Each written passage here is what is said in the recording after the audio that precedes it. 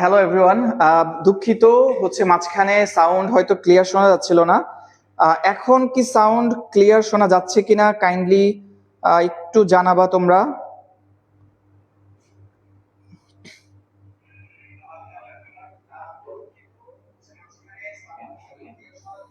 ওকে ওকে, sound এবার শোনা যাচ্ছে। দুঃখিত এর আগের বারের জন্য, এর আগের বার একটু যান্ত্রিক গোলযোগ হচ্ছিল, সেজন্য আমি এক্সট্রিমলি সরি। ওকে, এবার আশা করছি ক্লিয়ার শোনা যাচ্ছে। ঠিক আছে, হ্যাঁ, যারা সালাম দিচ্ছ ওয়ালাইকুম আসসালাম।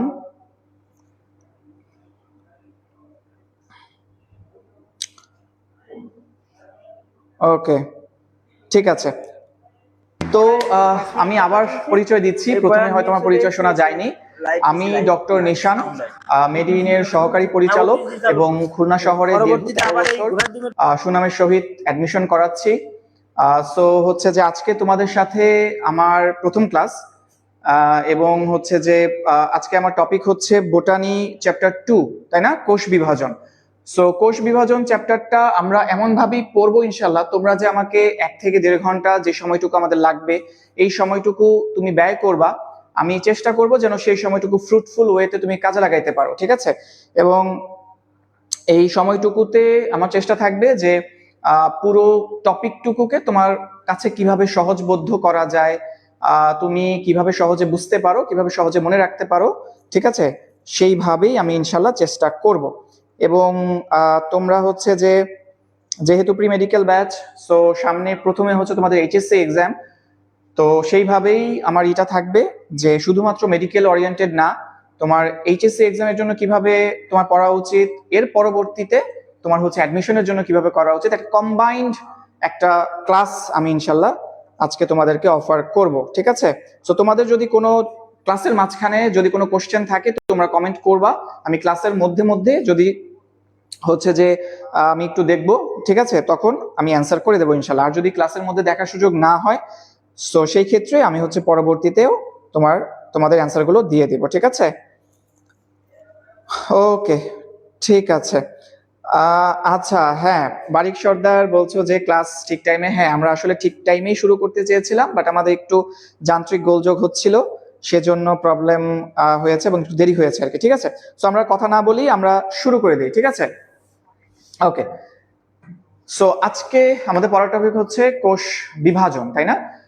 আমাদের বডি বলো, একটা উদ্ভিদের দেহ বলো, সবার ক্ষেত্রেই একদম প্রাইমারি উপাদান যেটা, সেটা হচ্ছে কোষ, তাই না? একটা দেহের কার্যকরী একক বা গঠনিক একক সেটা হচ্ছে কোষ। আচ্ছা, সো কোষ বিভাজন, আচ্ছা, এটা আমার পরিচয় ছিল। আমরা ইসে চলে যাই।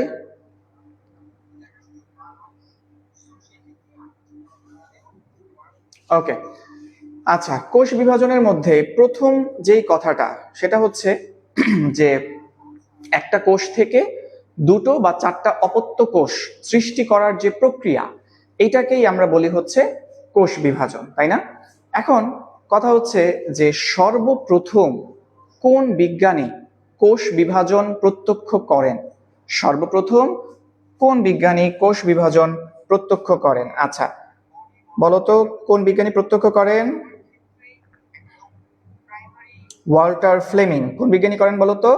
Walter Fleming. ঠিক আছে, আচ্ছা, এখন অপশনে থাকতে পারে ওয়াল্টার ফ্লেমিং। আচ্ছা, এখন কনফিউজ হওয়া যাবে না আলেকজান্ডার ফ্লেমিং কে নিয়ে। ঠিক আছে, সো আলেকজান্ডার ফ্লেমিং থাকলেও তোমরা দাগাবা হচ্ছে ওয়াল্টার ফ্লেমিং, আলেকজান্ডার ফ্লেমিং কিন্তু না। ঠিক আছে, আচ্ছা, এখন তিনি যে কোষ বিভাজন আবিষ্কার করেন, তিনি কোথায় আবিষ্কার করেন? ঠিক আছে, আবিষ্কার করেন হচ্ছে সামুদ্রিক স্যালামান্ডার কোষে। কোথায় বলতো? সামুদ্রিক স্যালামান্ডার। আচ্ছা, সাউন্ডটা একটু কমায় নেই, আমার ফোনে সাউন্ড হচ্ছে। ওকে, সামুদ্রিক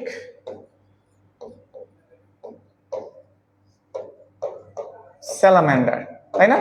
সামুদ্রিক স্যালামান্ডারের মধ্যে তিনি সর্বপ্রথম হচ্ছে কোষ বিভাজন প্রত্যক্ষ করেন। এখন কখনোই তোমার, যদিও এইচএসসি এক্সামে তোমার সায়েন্টিফিক নেমগুলো বেশি আসে, তোমার হচ্ছে এভাবে আসতে পারে যে সামুদ্রিক স্যালামান্ডারের বৈজ্ঞানিক নাম নিচের কোনটি, ঠিক আছে? এভাবে আসতে পারে, অপশন থাকবে হয়তো ধরো অ্যাসকারিস লাম্ব্রিকয়েডস, উশেরিয়া ব্যানক্রফটি, হ্যাঁ, ট্রিকোডিনা অ্যানাবাসি, ট্রিটুরাস ম্যাকুলোসা, ঠিক আছে? অ্যান্সারটা তখন কি হবে? ট্রিটুরাস ম্যাকুলোসা। কিন্তু অ্যাডমিশন ক্ষেত্রে ভার্সিটি গুলোতেও বৈজ্ঞানিক নাম আসে। আর মেডিকেলের ক্ষেত্রে যেটা হয়, হয়তো তোমাকে এভাবে বলবে না যে সামুদ্রিক স্যালামান্ডারের বৈজ্ঞানিক নাম নিচের কোনটা, তোমাকে হয়তো এভাবে বলবে যে সর্বপ্রথম কোষ বিভাজন আবিষ্কৃত হয় নিচের কোনটিতে, ঠিক আছে? এবং সেখানে সামুদ্রিক স্যালামান্ডার হয়তো থাকবে না, 4টা সায়েন্টিফিক নেম দেওয়া থাকবে, ঠিক আছে? তখন তোমাকে খুঁজে বের করতে হবে ট্রিটুরাস ম্যাকুলোসা। কি নাম বলো তো? ট্রিটুরাস ম্যাকুলোসা, ঠিক আছে? সো আমরা 2-3টা এমসিকিউ শিখে ফেললাম। একটা হচ্ছে যে কোষ বিভাজন সর্বপ্রথম আবিষ্কার করেন কে? Walter Fleming. তিনি কোথায় আবিষ্কার করেছেন? আবিষ্কার করেছেন সামুদ্রিক স্যালামান্ডার কোষে। সামুদ্রিক স্যালামান্ডারের সায়েন্টিফিক নেমটা হচ্ছে ট্রিটুরাস ম্যাকুলোসা, ঠিক আছে? সো এখন এই যে সামুদ্রিক স্যালামান্ডার, তোমার মনে কোশ্চেন হতে পারে যে সামুদ্রিক স্যালামান্ডার এটা কোন পর্বের প্রাণী, বা হচ্ছে যে কোন উপপর্বের প্রাণী, কোন শ্রেণীতে আছে? এটা হচ্ছে তোমার, আমরা জানি আমরা করডাটা পর্বের প্রাণী, তাই না? সো করডাটা পর্বের ন্যাথোস্টোমাটা, তোমার করডাটা পর্বের তোমার ভার্টিব্রাটা উপপর্বের, তোমার হচ্ছে যে ন্যাথোস্টোমাটা সুপার ক্লাসের, এর মধ্যে হচ্ছে রেপটিলিয়া অর্থাৎ সরীসৃপ, ঠিক আছে? অর্থাৎ সামুদ্রিক স্যালামান্ডারটা হচ্ছে একটা সরীসৃপ, ঠিক আছে? একটা রেপটাইল। ওকে, এর মধ্যেই তিনি হচ্ছে ওয়াল্টার ফ্লেমিং সর্বপ্রথম কোষ বিভাজন আবিষ্কার করেন, তাই না? আচ্ছা, এখন বইতে দেখবা এই কথাগুলোর পরে একটা জিনিস দেয়া আছে, সেটা হচ্ছে যে ইউনিক ক্রোমোজোম, ঠিক আছে? আচ্ছা, আমাদের প্রত্যেকটা কোষে কতগুলো ক্রোমোজোম থাকে বলো তো? প্রত্যেকটা কোষে ক্রোমোজোম থাকে হচ্ছে 23 জোড়া, তাই না? 23 জোড়া ক্রোমোজোম, 46টা ক্রোমোজোম। এর মধ্যে 22 জোড়া হচ্ছে অটোজোম, 1 জোড়া হচ্ছে সেক্স ক্রোমোজোম। আচ্ছা, পুরুষদের ক্ষেত্রে হচ্ছে XY এবং মেয়েদের ক্ষেত্রে হচ্ছে XX। ওকে, আচ্ছা, এখন যদি তোমাদেরকে কোশ্চেন করা হয় যে মানুষের ক্ষেত্রে ইউনিক ক্রোমোজোম প্রত্যেকটা কোষে কতগুলো? ইউনিক ক্রোমোজোম, ঠিক আছে? আচ্ছা, ইউনিক ক্রোমোজোম বলতে কি? দেখো, আমাদের প্রত্যেকটা কোষে যে 23 জোড়া ক্রোমোজোম, এর মধ্যে 23টা আসছে পিতা থেকে, 23টা আসছে মাতা থেকে, রাইট? একই বৈশিষ্ট্য সম্পন্ন যে ক্রোমোজোম গুলো, তারা হোমোলোগাস ক্রোমোজোম বলা হয়ে থাকে, তারা জোড় সৃষ্টি করেছে। এখন এর মধ্যে 23টা কিন্তু ইউনিক, তার মতো আরো 23টা আছে। তাহলে ইউনিক ক্রোমোজোম যদি বলে, তুমি দাগাবা হচ্ছে কতগুলো? 23টা মানুষের ক্ষেত্রে। আচ্ছা, অর্থাৎ ক্রোমোজোম সংখ্যা প্রত্যেকটা কোষে যতগুলো, ইউনিক ক্রোমোজোম হচ্ছে তার অর্ধেক, ঠিক আছে? ওকে, এখন যদি বলা হয়ে থাকে তোমাকে যে ফলের মাছির ইউনিক ক্রোমোজোম কয়টা, তাহলে তুমি যদি জেনে থাকো, আমরা যখন বোটানি চ্যাপ্টার 1 পড়বো, সেখানে পাবো যে ফলের মাছির ক্রোমোজোম সংখ্যা হচ্ছে 8টা। তাহলে তোমরাই বলো, ফলের মাছির ইউনিক ক্রোমোজোম কয়টা? ফলের মাছির ইউনিক ক্রোমোজোম কয়টা? তোমরা একটু কমেন্ট করো দেখি। আচ্ছা, আরেকটা কথা, সেটা হচ্ছে যে যেই কথাগুলো আমি বোর্ডে লিখবো, প্রত্যেকটা কথা তোমরা হচ্ছে যে রিপিট করবা, মনে মনে রিপিট করবা এবং খাতায় লিখবা, ঠিক আছে? এবং ক্লাস শেষে আমাদের যে গ্রুপগুলো আছে, গ্রুপগুলোতে তোমার হচ্ছে যে এই নোটস গুলো তোমরা হচ্ছে শেয়ার করবা, ঠিক আছে? এবং যার নোটস সব থেকে ভালো হবে, ঠিক আছে, আমি চেক করব, যার নোটস সব থেকে ভালো হবে একজন আমার পক্ষ থেকে, মেডিনের পক্ষ থেকে, ঠিক আছে, সে গিফট পাবে ইনশাল্লাহ, ঠিক আছে? আমি কথা দিচ্ছি। সো একজন তোমার গিফট পাবে। সো তোমরা সবাই নোট করবা এবং নোটস গুলো তোমরা হচ্ছে আপলোড দিবা, ঠিক আছে? ওকে, প্রিন্স, হ্যাঁ অ্যান্সার দিয়েছো, গুড। অর্থাৎ ফলের মাছির ক্ষেত্রে ক্রোমোজোম হচ্ছে তোমার 8টা, তাহলে ইউনিক ক্রোমোজোম কয়টা? 4টা, অর্ধেক, ঠিক আছে? ওকে, এইবার চলে আসো, আমরা আসল পড়ায় ঢুকে যাই, সেটা হচ্ছে ক্লাসিফিকেশন। আচ্ছা, আমরা কোষ বিভাজনকে কয়টা ভাগে ভাগ করতে পারি? 3টা ভাগে ভাগ করতে পারি। কি কি বলতো? একটা হচ্ছে তোমার অ্যামাইটোসিস,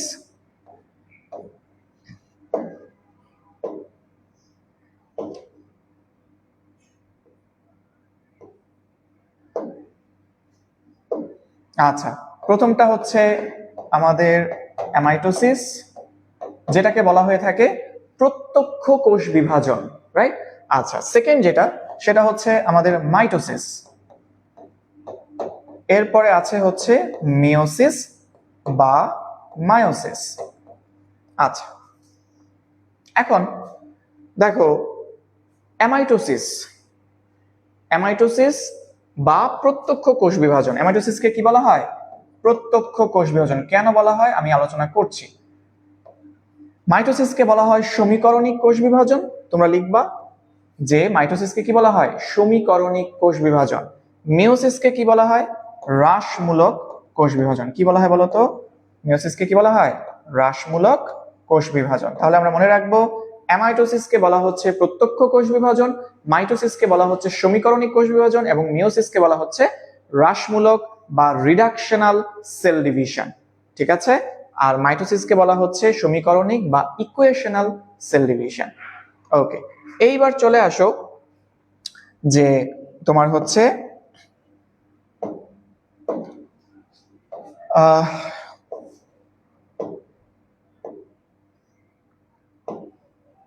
আচ্ছা, এইবার আসো হচ্ছে যে অ্যামাইটোসিস সেল ডিভিশনে কি হয়। আচ্ছা, অ্যামাইটোসিস সেল ডিভিশনে তোমরা মনে রাখবা যে যদি একটা কোষ মাঝখানে কোনো জটিল মধ্যবর্তী পর্যায় ছাড়া দুটো অপত্য কোষে পরিণত হয়, এই প্রসেসকে বলবো হচ্ছে আমরা অ্যামাইটোসিস কোষ বিভাজন।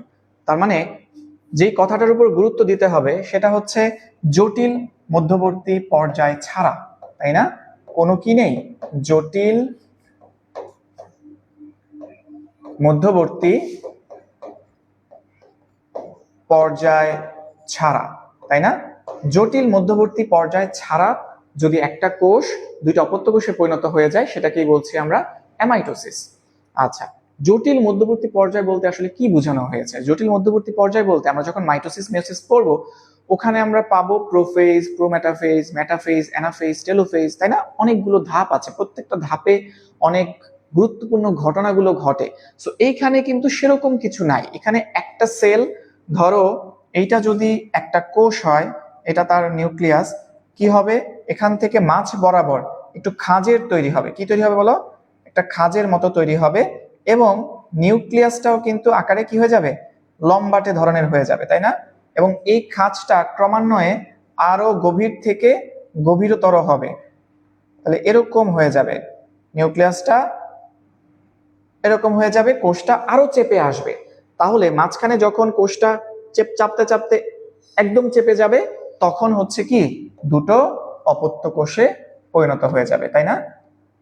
এই দেখো, তাহলে এখানে কোনো জটিল মধ্যবর্তী পর্যায় ছিল, ক্রোমোজোম থেকে পানি হারানো বা কোনো ধরনের কোনো পানি যোজন হোক, নিউক্লিয়ার মেমব্রেন হারানো, এই ধরনের কোনো ঘটনা কিন্তু এখানে ছিল না। ডিরেক্টলি একটা সেল থেকে মাঝখানে খাঁজ তৈরি হলো, দুটো কোষে পরিণত হয়ে গেল। এটাই হচ্ছে অ্যামাইটোসিস বা প্রত্যক্ষ কোষ বিভাজন। ওকে, এখন কথা হচ্ছে কাদের মধ্যে প্রত্যক্ষ কোষ বিভাজন দেখতে পাই? আচ্ছা, মনে রাখবো 3টা নাম। কি কি 3টা নাম বলতো? মনে রাখবো হচ্ছে যে ইস্ট, তোমরা খাতায় লিখো, খাতায় কিন্তু লিখবা এবং যেটা বললাম সবাই নোটস করবা এবং গ্রুপগুলোতে আপলোড দিবা। এদের মধ্যে যাদের নোটস ভালো হবে, যাদের না, আসলে একজনকে আমি বাছাই করব, একজনকে আমি ইনশাল্লাহ পুরস্কৃত করব, ঠিক আছে? ওকে, সো তোমার হচ্ছে যে চলে আসো যে কাদের মধ্যে অ্যামাইটোসিস কোষ বিভাজন হয়ে থাকে। আচ্ছা, মনে রাখবো, লিখো সবাই ইস্ট, অ্যামিবা, ইস্ট, অ্যামিবা এবং ব্যাকটেরিয়ার মধ্যে তোমরা সবাই জানো যে দ্বিবিভাজন হয়ে থাকে, তাই না? ব্যাকটেরিয়াতে কি হয়? দ্বিবিভাজন হয়। এখন এই দ্বিবিভাজনটা কিন্তু অনেকটা অ্যামাইটোসিসের মতোই, রাইট? সো আমরা মনে রাখবো ইস্ট, অ্যামিবা এবং আরেকটা হচ্ছে ব্যাকটেরিয়া। ইস্ট, অ্যামিবা এবং আরেকটা কি? ব্যাকটেরিয়া, ঠিক আছে? এদের মধ্যে আমরা কি ধরনের কোষ বিভাজন দেখতে পাই? কি ধরনের বলো? অ্যামাইটোসিস কোষ বিভাজন দেখতে পাই। তোমাকে বলতে পারে নিচের কোনটিতে অ্যামাইটোসিস কোষ বিভাজন দেখা যায় না। ঠিক আছে, এরকম এককোষী জিনিসগুলোর বাইরে যা দিবে সেটাই হবে আনসার। ঠিক আছে কথাটা? ওকে, সো এই হচ্ছে মোটামুটি কথা। এখন তাহলে অ্যামাইটোসিস শেষ, এরপর চলে আসি মাইটোসিসের মধ্যে। আচ্ছা, মাইটোসিস কোষ বিভাজনকে আমরা বলে থাকি ইকুয়েশনাল সেল ডিভিশন বা সমীকরণিক কোষ বিভাজন। আচ্ছা, এর আগে আমাকে পড়তে হবে কোষ চক্র। আচ্ছা, কোষ চক্র কি জিনিস কে বলতে পারবা? আচ্ছা, মাইটোসিস নিয়ে দুই একটা কথা আগে একটু বলে নিই। মাইটোসিস কোষ বিভাজনে যেই অপত্য কোষগুলো সৃষ্টি হবে, এখানে কি হয়, একটা মাতৃকোষ থেকে 4টা অপত্য কোষের তৈরি হবে, তাই না? খেয়াল করো কেমন থাকে। ধরো এটা হচ্ছে মাতৃকোষ, এখান থেকে 2টো অপত্য কোষ তৈরি হবে 2n 2n, এই 2n থেকে আরো 2টা অপত্য কোষ তৈরি হবে 2n 2n 2n 2n। ঠিক আছে, মাইটোসিসের ক্ষেত্রে যে অপত্য কোষগুলো তৈরি হচ্ছে এদের ক্রোমোজোম সংখ্যা, বৈশিষ্ট্য, গুণাবলী সবকিছু মাতৃকোষের অনুরূপ হবে। এই যে অপত্য কোষগুলো সৃষ্টি হলো ডটার সেল, এই ডটার সেলগুলোর বৈশিষ্ট্য, গুণাবলী সবকিছু মাতৃকোষের অনুরূপ হবে। যেহেতু অনুরূপ হবে, আমরা যদি একটা সমীকরণ লিখি, ইকুয়ালের এই পাশে মাতৃকোষ, এই পাশে হচ্ছে অপত্য কোষ, তাহলে দুই ধরনের কোষেরই ক্রোমোজোম সংখ্যা, বৈশিষ্ট্য, গুণাবলী একই রকম। এই জন্য এটাকে আমরা বলছি সমীকরণিক কোষ বিভাজন বা ইকুয়েশনাল সেল ডিভিশন। ঠিক আছে, এখন এটা কিন্তু সৃজনশীলের ক্ষেত্রে সেম আসতে পারে। ঠিক আছে, তোমার এখানে দিয়ে দেবে চিত্র ক, আর মিওসিসের জন্য যেটা সেটা আমি দেখাবো মিওসিসের সময়। সো সেটা দিয়ে দুটো দিয়ে তোমাকে কিন্তু কোশ্চেন চলে আসতে পারে। ঠিক আছে, আচ্ছা, বিগত যশোর বোর্ডে কিন্তু আসছে। আচ্ছা, এখন আসো, এই যে মাইটোসিস কোষ বিভাজন প্রক্রিয়ায় নিউক্লিয়াস বিভাজিত হবে, সাইটোপ্লাজম বিভাজিত হবে, তাই না? নিউক্লিয়াসের বিভাজনকে কি বলা হয়ে থাকে? আমরা মনে রাখবো ক্যারিওকাইনেসিস। কি বলা হয়ে থাকে বলতো? ক্যারিওকাইনেসিস। আচ্ছা, তাহলে নিউক্লিয়াসের ডিভিশনকে আমরা বলছি ক্যারিওকাইনেসিস, সাইটোপ্লাজমের ডিভিশনকে আমরা বলবো হচ্ছে সাইটোকাইনেসিস। কি বলবো বলতো? সাইটোকাইনেসিস। ঠিক আছে, সাইটোকাইনেসিস। তাহলে আমরা কি কি বুঝলাম? যে নিউক্লিয়াসের ডিভিশনকে আমরা বলছি ক্যারিওকাইনেসিস, সাইটোপ্লাজমের ডিভিশনকে আমরা বলছি কি? সাইটোকাইনেসিস। ঠিক আছে, এখন কথা হচ্ছে মাইটোসিস কোষ বিভাজন প্রক্রিয়ায় এই নিউক্লিয়াসটা কয়বার বিভক্ত হচ্ছে এবং তোমার ক্রোমোজোম কয়বার বিভক্ত হয়, এটা আসে। আচ্ছা, মনে রাখবো মাইটোসিস কোষ বিভাজন প্রক্রিয়ায় নিউক্লিয়াসও একবার, ক্রোমোজোমও একবার। মাইটোসিস কোষ বিভাজন প্রক্রিয়ায় নিউক্লিয়াসও একবার বিভক্ত হয়, ক্রোমোজোমও একবার বিভক্ত হয়। কিন্তু মিওসিসের ক্ষেত্রে নিউক্লিয়াস বিভক্ত হবে হচ্ছে 2বার, ক্রোমোজোম বিভক্ত হবে হচ্ছে একবার। শুধুমাত্র তাহলে বুঝলাম কি, মিওসিসের ক্ষেত্রে নিউক্লিয়াস 2বার, বাকি সবগুলো একবার। আশা করি সবার ক্লিয়ার হয়েছে। আমি আবার বলছি, মাইটোসিসের ক্ষেত্রে নিউক্লিয়াস একবার, ক্রোমোজোম একবার, মিওসিসের ক্ষেত্রে নিউক্লিয়াস 2বার, ক্রোমোজোম একবার বিভক্ত হয়ে থাকে। ঠিক আছে কথাটা?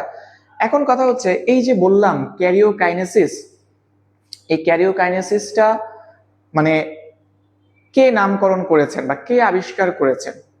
আর মাইটোসিস পুরো প্রসেসটা, এই নামকরণটা কে করেছেন, কে আবিষ্কার করেছেন? মনে রাখবো ক্যারিওকাইনেসিস শ্লাইখার। তোমরা বইতে দাগাবা, খাতায় লিখবা। ঠিক আছে, শ্লাইখার। ক্যারিওকাইনেসিস নামকরণ কে করেছেন? সেটা হচ্ছে শ্লাইখার। আর মাইটোসিসটা হচ্ছে ওই যে কোষ বিভাজন আবিষ্কার করেছেন যে বিজ্ঞানী, তিনি ওয়াল্টার ফ্লেমিং। তাহলে ওয়াল্টার ফ্লেমিং সর্বপ্রথম কোষ বিভাজন আবিষ্কার করেছেন, মাইটোসিস নামকরণটাও তিনিই করেছেন। ঠিক আছে, কিন্তু ক্যারিওকাইনেসিস কিন্তু আবার কে? তোমার হচ্ছে শ্লাইখার। ঠিক আছে, প্যাচ লাগানো যাবে না। এখন নেক্সট কোশ্চেন হবে ভাইয়া যে মাইটোসিস কোষ বিভাজনটা কোথায় হয়, রাইট? যে কোনো দেহকোষে, আমাদের বডিতে যে কোনো অর্গানে দৈহিক বৃদ্ধির জন্য, উদ্ভিদের ক্ষেত্রেও সেম, তাদের দৈহিক বৃদ্ধির জন্য সেটা শীর্ষে হতে পারে, পাশে হতে পারে, ঠিক আছে, কোন কোষ বিভাজনটা ঘটে? সেটা হচ্ছে মাইটোসিস কোষ বিভাজন। উদ্ভিদের ক্ষেত্রে শাখা প্রশাখার শীর্ষে, ঠিক আছে, তারপরে বর্ধিষ্ণু, মূল, বর্ধিষ্ণু যত জায়গা আছে সব জায়গাতে মাইটোসিস, এবং ক্যাম্বিয়াম, ঠিক আছে, এই জায়গাগুলোতে মাইটোসিস কোষ বিভাজন ঘটে। এখন কথা হচ্ছে যে জননাঙ্গ, এই জিনিসটা একটু খেয়াল করো।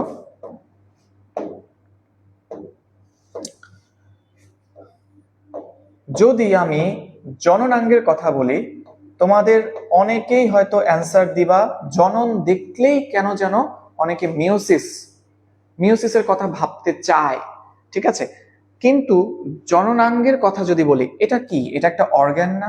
এটা তো আমাদের বডির একটা অর্গান। সো যে কোনো অর্গান, যে কোনো দেহের কোনো অর্গান যদি হয়, দেহের কোনো কোষ, সেইখানে ঘটবে হচ্ছে মাইটোসিস। তাহলে তোমাকে যদি বলা হয় জননাঙ্গের গঠন এবং জননাঙ্গের বৃদ্ধি, দুইভাবে আসতে পারে, জননাঙ্গের গঠনও মাইটোসিস, জননাঙ্গের বৃদ্ধি মাইটোসিস।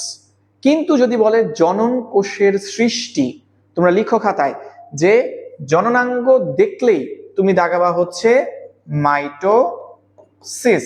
এটা একটা অর্গান, দেহের একটা অর্গানের বৃদ্ধি হবে দেহকোষের মাধ্যমে, এটা তো দেহকোষ, রাইট? সো এখানে ঘটবে হচ্ছে মাইটোসিস কোষ বিভাজন।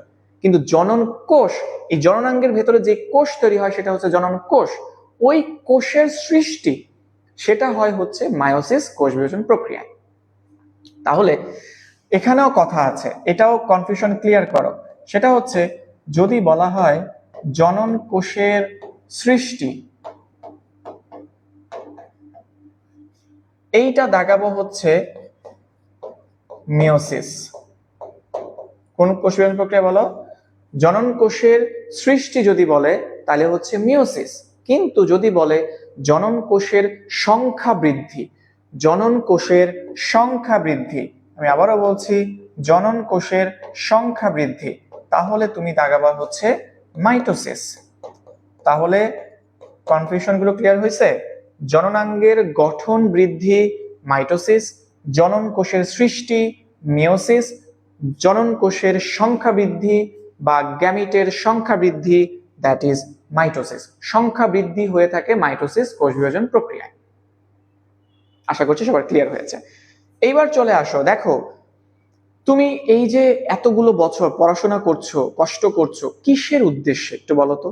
উদ্দেশ্য হচ্ছে একটা ভালো ভার্সিটি, একটা ভালো মেডিকেল, একটা ভালো ইঞ্জিনিয়ারিং ভার্সিটি চান্স পাওয়া, এবং পরবর্তীতে নিজের লাইফটাকে তোমার সেইভাবে শেপে নিয়ে আসা।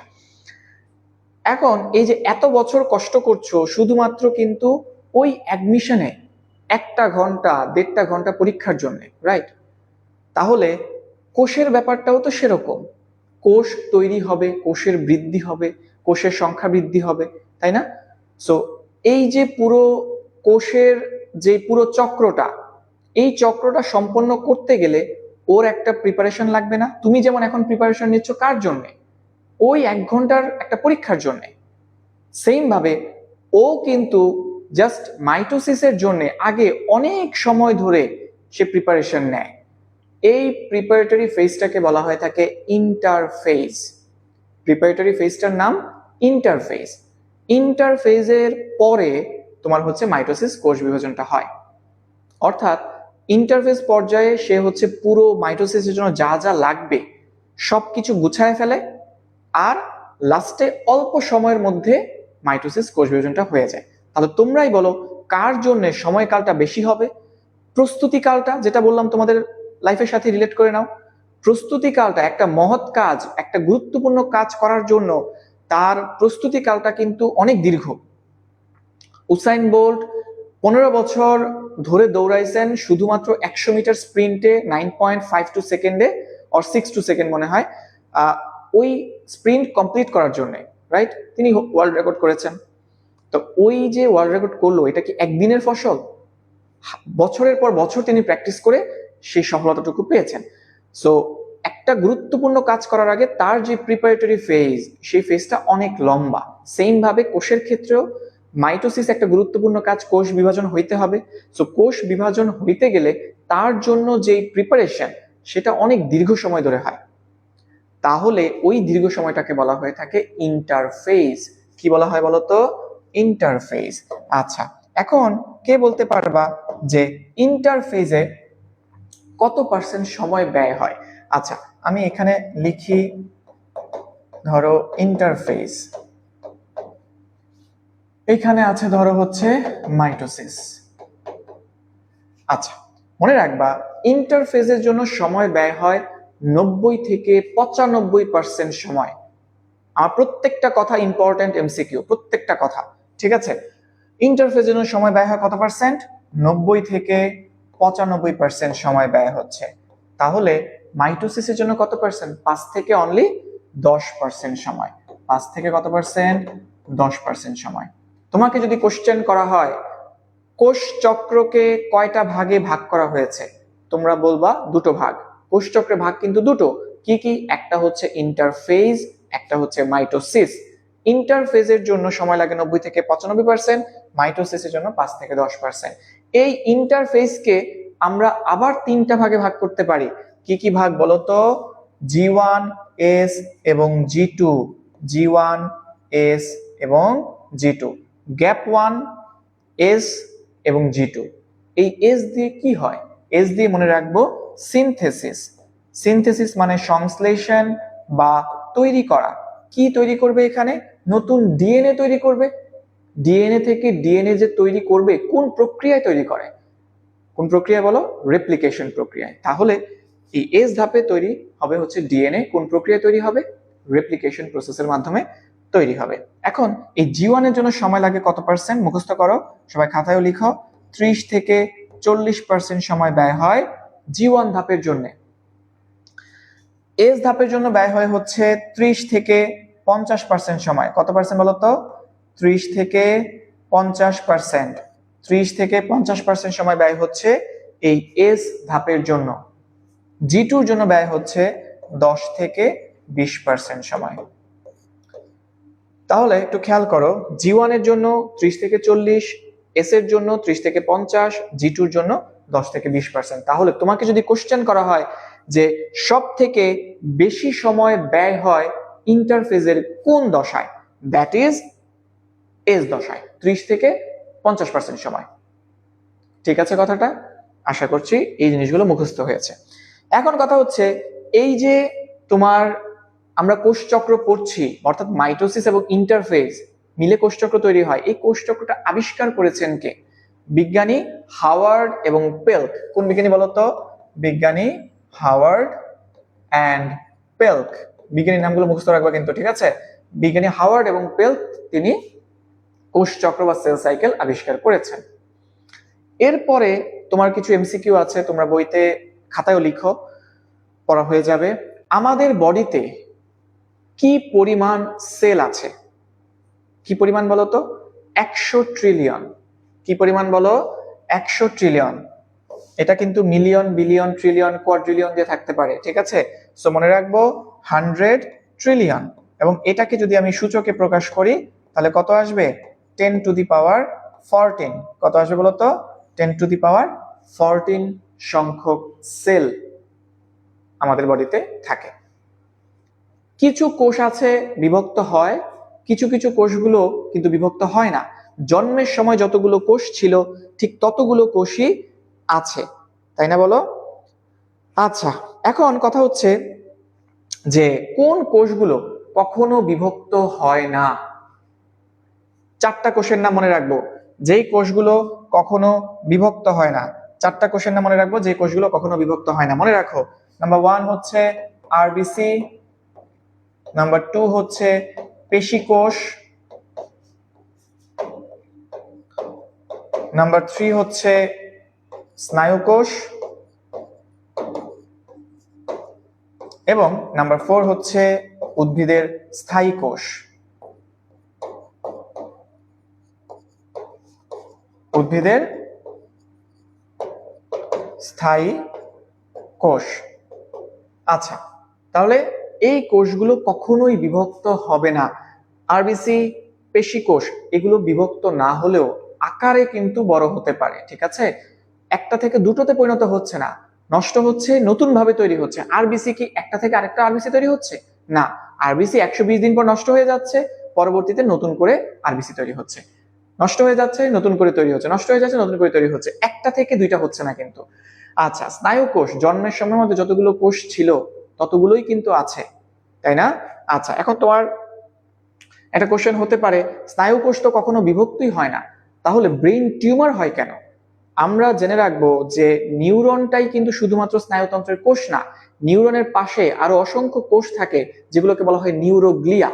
তোমরা চ্যাপ্টার 8-এ পড়বা জুলজিতে। ওখানে নিউরোগ্লিয়াতে কি 4 রকমের নিউরোগ্লিয়া হতে পারে, অ্যাস্ট্রোসাইট, অলিগোডেন্ড্রোসাইট, মাইক্রোগ্লিয়া, অ্যাপেন্ডাইমা, এরকম সেল হতে পারে। ওই কোষগুলোর বিভাজনের ফলে টিউমার হয়ে থাকে, এই জন্য ওই টিউমারকে বলা হয় গ্লিয়াল টিউমার। তাহলে নিউরন কিন্তু বিভক্ত হচ্ছে না, নিউরোগ্লিয়া বিভক্ত হচ্ছে, এই জন্য টিউমার হচ্ছে। ক্লিয়ার?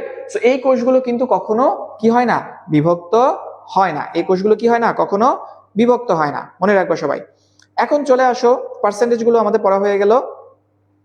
আচ্ছা, এখন আসো হচ্ছে, আচ্ছা তোমরা একটু কমেন্ট করে রাখো যে দেখি কারো কোনো কোশ্চেন আছে কিনা এর মধ্যে। আচ্ছা, আচ্ছা, যারা আদাব দিয়েছিল আদাব, যারা সালাম দিয়েছিল ওয়ালাইকুম আসসালাম। আচ্ছা, কায়েস ভাই ধন্যবাদ, অসংখ্য ধন্যবাদ আমার প্রিয় ছোট ভাই। হচ্ছে যে আচ্ছা, সবাইকে অসংখ্য ধন্যবাদ। সবাই একটু ক্লাসের সাথে থাকবা। দেখো, আমরা যদি একটু ডিটেলসে পড়তে যাই তাহলে একটু সময় লাগবে, একটু কোঅপারেটিভ তোমরা থাকবা, ঠিক আছে? সো আমরা একদম পুঙ্খানুপুঙ্খ রূপে পড়বো। ওকে, আসো, এরপর চলে আসো।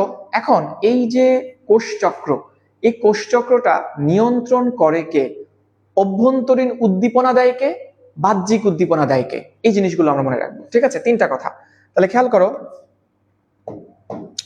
কথাটা হচ্ছে কি, যদি বলা হয়ে থাকে কোষচক্র নিয়ন্ত্রিত হয় নিচের কোনটি দ্বারা, তোমরা কোশ্চেন লিখো খাতায়, ফার্স্ট লিখবা, নিচে আনসার লিখবা। কোষচক্র নিয়ন্ত্রিত হয় নিচের কোনটি দ্বারা? মনে রাখবো জেনেটিক প্রোগ্রাম দ্বারা। কি বলতো? Genetic programme. কোষচক্র নিয়ন্ত্রিত হয় কোনটি দ্বারা? জেনেটিক প্রোগ্রাম দ্বারা। এখন অপশনে যদি জেনেটিক প্রোগ্রাম না থাকে, সাইক্লিন সিডিকে থাকে, তোমরা সাইক্লিন সিডিকে দেখাবা, ঠিক আছে? এখন যদি বলা হয় যে অভ্যন্তরীণ উদ্দীপনা, তোমরা লিখো খাতায়, অভ্যন্তরীণ উদ্দীপনা লিখে টান দাও। অভ্যন্তরীণ উদ্দীপনা প্রদান করে কে? এইটার আনসার কিন্তু সাইক্লিন সিডিকে। কি নাম বলতো? Cyclin সিডিকে, cyclin dependent kinase. এরপর যদি বলা হয় বাহ্যিক উদ্দীপনা দেয় কে, মনে রাখবো গ্রোথ ফ্যাক্টর এবং এর সাথে হচ্ছে হরমোন।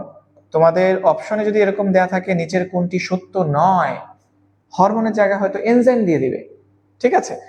তাহলে আমি আবার কোশ্চেন গুলো বলছি যে কোষ চক্র নিয়ন্ত্রিত হয় একটা জেনেটিক প্রোগ্রাম দ্বারা, কোষ চক্রের অভ্যন্তরীণ উদ্দীপনা প্রদান করে সাইক্লিন সিডিকে, বাহ্যিক উদ্দীপনা প্রদান করে গ্রোথ ফ্যাক্টর এবং হরমোন। ঠিক আছে, আশা করছি ক্লিয়ার হয়েছে। ব্যাস, এখান থেকে এইটুকু মোটামুটি জানলেই হবে। এখন আসো যে এই যে সাইক্লিন, এটা কে আবিষ্কার করেছেন? মনে রাখবো টিমোথি হান্ট। কি নাম বলতো? Timothy hunt. তিনি কোথায় আবিষ্কার করেছেন? সি আর্চিন এর ডিমের, সি আর্চিন এর ডিমের প্রোটিন নিয়ে যখন টিমোথি হান্ট তিনি গবেষণা করছিলেন, তোমরা সি আর্চিন দেখেছো? আজকে এখনই গুগল করো, বা ক্লাস শেষে আর কি, এখন না, ক্লাস শেষে গুগল করবা, ঠিক আছে? সি আর্চিনটা এটা কোন পর্বের প্রাণী বলতো? এটা একটা একাইনোডারমাটা পর্বের প্রাণী। কোন পর্বের? একাইনোডারমাটা পর্বের একটা প্রাণী। আমরা জানি কোন পর্বের সকল প্রাণী সামুদ্রিক? একাইনোডারমাটা পর্বের, তাই না? আচ্ছা, ফার্স্ট চ্যাপ্টারে আমরা ডিটেইলস পড়বো এগুলো। সো চলে আসো, টিমোথি হান্ট তিনি সি আর্চিনের মধ্যে, সি আর্চিনের ডিমের প্রোটিন নিয়ে গবেষণাকালে তিনি হচ্ছে সর্বপ্রথম এই সাইক্লিন সিডিকে, সাইক্লিন নামক যে প্রোটিনটা সেটা আবিষ্কার করেন। আচ্ছা, এখন আসো যে এই যে আমরা একটু আগে পড়ছিলাম যে ইন্টারফেজের মধ্যে G1, S এবং G2, এই ধাপগুলো পার করার পরে সে মাইটোসিস, কোষ বিভাজন সম্পন্ন করবে। তাই G1 এ কি হয়, S এ কি হয়, G2 তে কি হয়, সেগুলো আমাদেরকে জানতে হবে। ওকে, চলে আসো তাহলে আমরা দেখি G1 এ কি হয়, G2 তে কি হয়, S এ কি হয়। আচ্ছা, প্রথম কথা হচ্ছে যে G1 ধাপ মানে গ্যাপ 1, যার জন্য সময় লাগে 30 থেকে 40% সময়। G1, আচ্ছা G1 ধাপে মনে রাখবো যে কোষগুলো পরবর্তীতে মাইটোসিস কোষ বিভাজন প্রক্রিয়ায় অংশগ্রহণ করবে কিনা, আমি জাস্ট সংক্ষেপে লিখি যে পরবর্তীতে কোষগুলো মাইটোসিসে অংশগ্রহণ করবে কিনা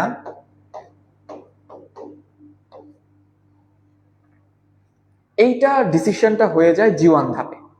এবং সব কোষ তো কোষ বিভাজন প্রক্রিয়ায় অংশগ্রহণ করবে না, কিছু কোষ এই G1 ধাপে আটকা পড়ে যাবে, কিছু কোষ থাকবে G1 ধাপ পার করে এস ধাপ পার করে G2 পর্যন্ত পৌঁছাবে, তারপরেও মাইটোসিসে অংশগ্রহণ করবে না। কিছু কোষ G1 আটকা পড়ে যাবে, কিছু কোষ তোমার হচ্ছে যে G2 তে আটকা পড়ে যাবে, অল্প কিছু কোষ থাকবে যারা হচ্ছে মাইটোসিস কোষ বিভাজন পর্যন্ত পৌঁছাবে। এইবার এইখানে ওই যে সাইক্লিন প্রোটিন এর সাথে সিডিকে সংযুক্ত হয়ে সাইক্লিন সিডিকে কমপ্লেক্স ফর্মেশন করে। এই সিডিকেটা কি কন্ট্রোল করে? ফসফোরাইলেশন প্রক্রিয়া। কি বলতো? ফসফোরাইলেশন প্রক্রিয়াটাকে কন্ট্রোল করে। তোমরা সবাই জানো ফসফোরাইলেশন কি জিনিস। এডিপির সঙ্গে ইনঅর্গানিক ফসফেট যুক্ত হয়ে এটিপি তৈরির যে প্রক্রিয়া সেটাকে আমরা বলি ফসফোরাইলেশন। কে নিয়ন্ত্রণ করে? সিডিকে নিয়ন্ত্রণ করে, রাইট? এখন এই যে তোমার G1 ধাপ, এর পরের ধাপটা কি? এস ধাপ না? সব থেকে গুরুত্বপূর্ণ ধাপ না? মাইটোসিস বিভাজন হইতে গেলে ডিএনএ রিকম্বিনেশন ডিএনএ রেপ্লিকেশন হইতে হবে। সো ওই রেপ্লিকেশনের জন্য যত প্রয়োজনীয় উপাদান, প্রোটিন, আরএনএ এবং রেপ্লিকেশনের জন্য যত প্রয়োজনীয় উপাদানগুলো রয়েছে, সব প্রয়োজনীয় উপাদান তোমার হচ্ছে যে প্রোটিন, তারপরে হচ্ছে আরএনএ এবং ডিএনএ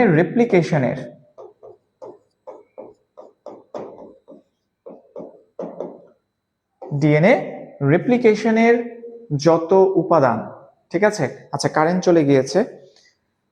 সকল উপাদানগুলো তৈরি হবে কোন ধাপে বলতো? সকল উপাদানগুলো তৈরি হবে হচ্ছে আমাদের এই G1 ধাপে, ঠিক আছে? আচ্ছা,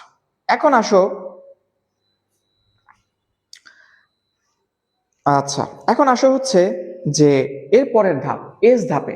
এক কথায় শেষ, এস ধাপে ডিএনএ রেপ্লিকেশন হবে। এস মানে সিনথেসিস, সিনথেসিস মানে সংশ্লেষণ, সংশ্লেষণ মানে কোনো কিছু তৈরি হওয়া। কি তৈরি হবে? ডিএনএ তৈরি হবে। কোন প্রক্রিয়ায়? রেপ্লিকেশন প্রক্রিয়ায়। ব্যাস। কত পার্সেন্ট সময় ব্যয় হয়? 30 থেকে 50% সময় ব্যয় হয়, এবং সব থেকে বেশি সময় ব্যয় হয় এই এস ধাপে।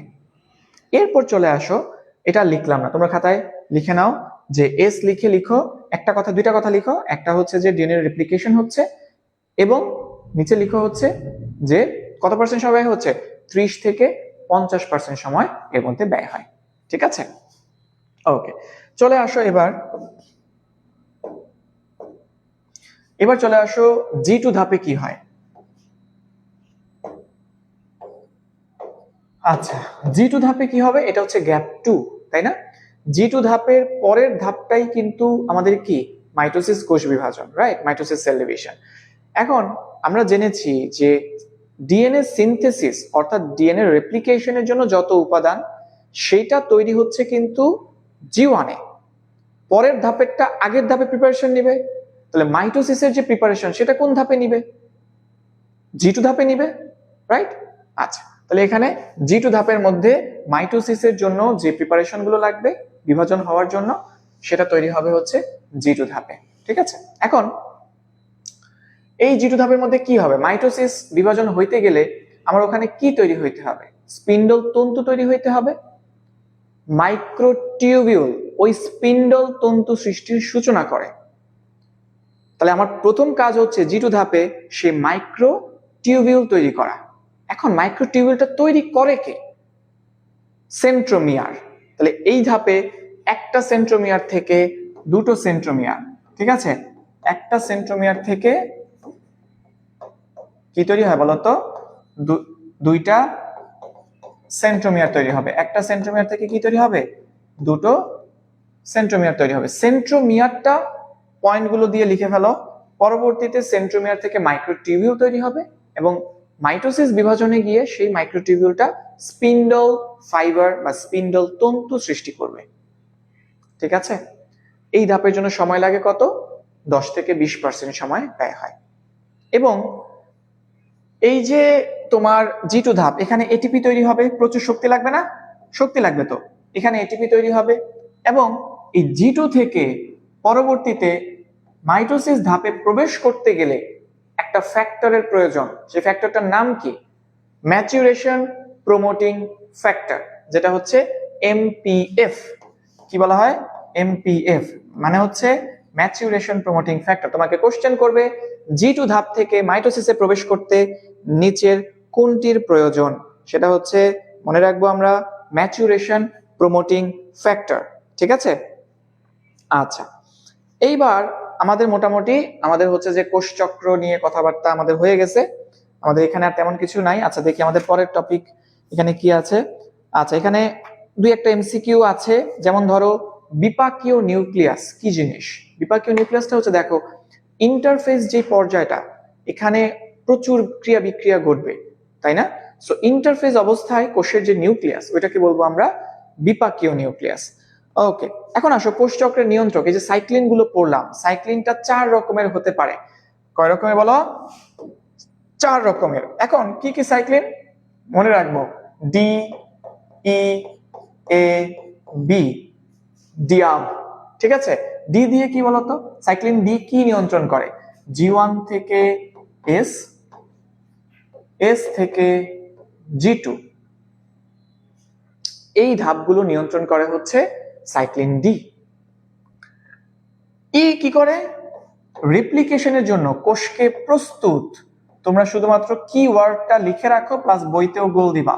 যদি দেখো রেপ্লিকেশনের জন্য কোষটাকে প্রস্তুত করে কে? প্রস্তুত, ওয়ার্ডটা মনে রাখো, প্রস্তুত দেখলে তুমি দেখাবা সাইক্লিন ই।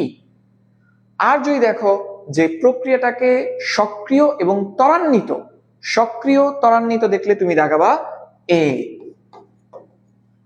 সক্রিয় এবং কি বলতো? ত্বরান্বিত।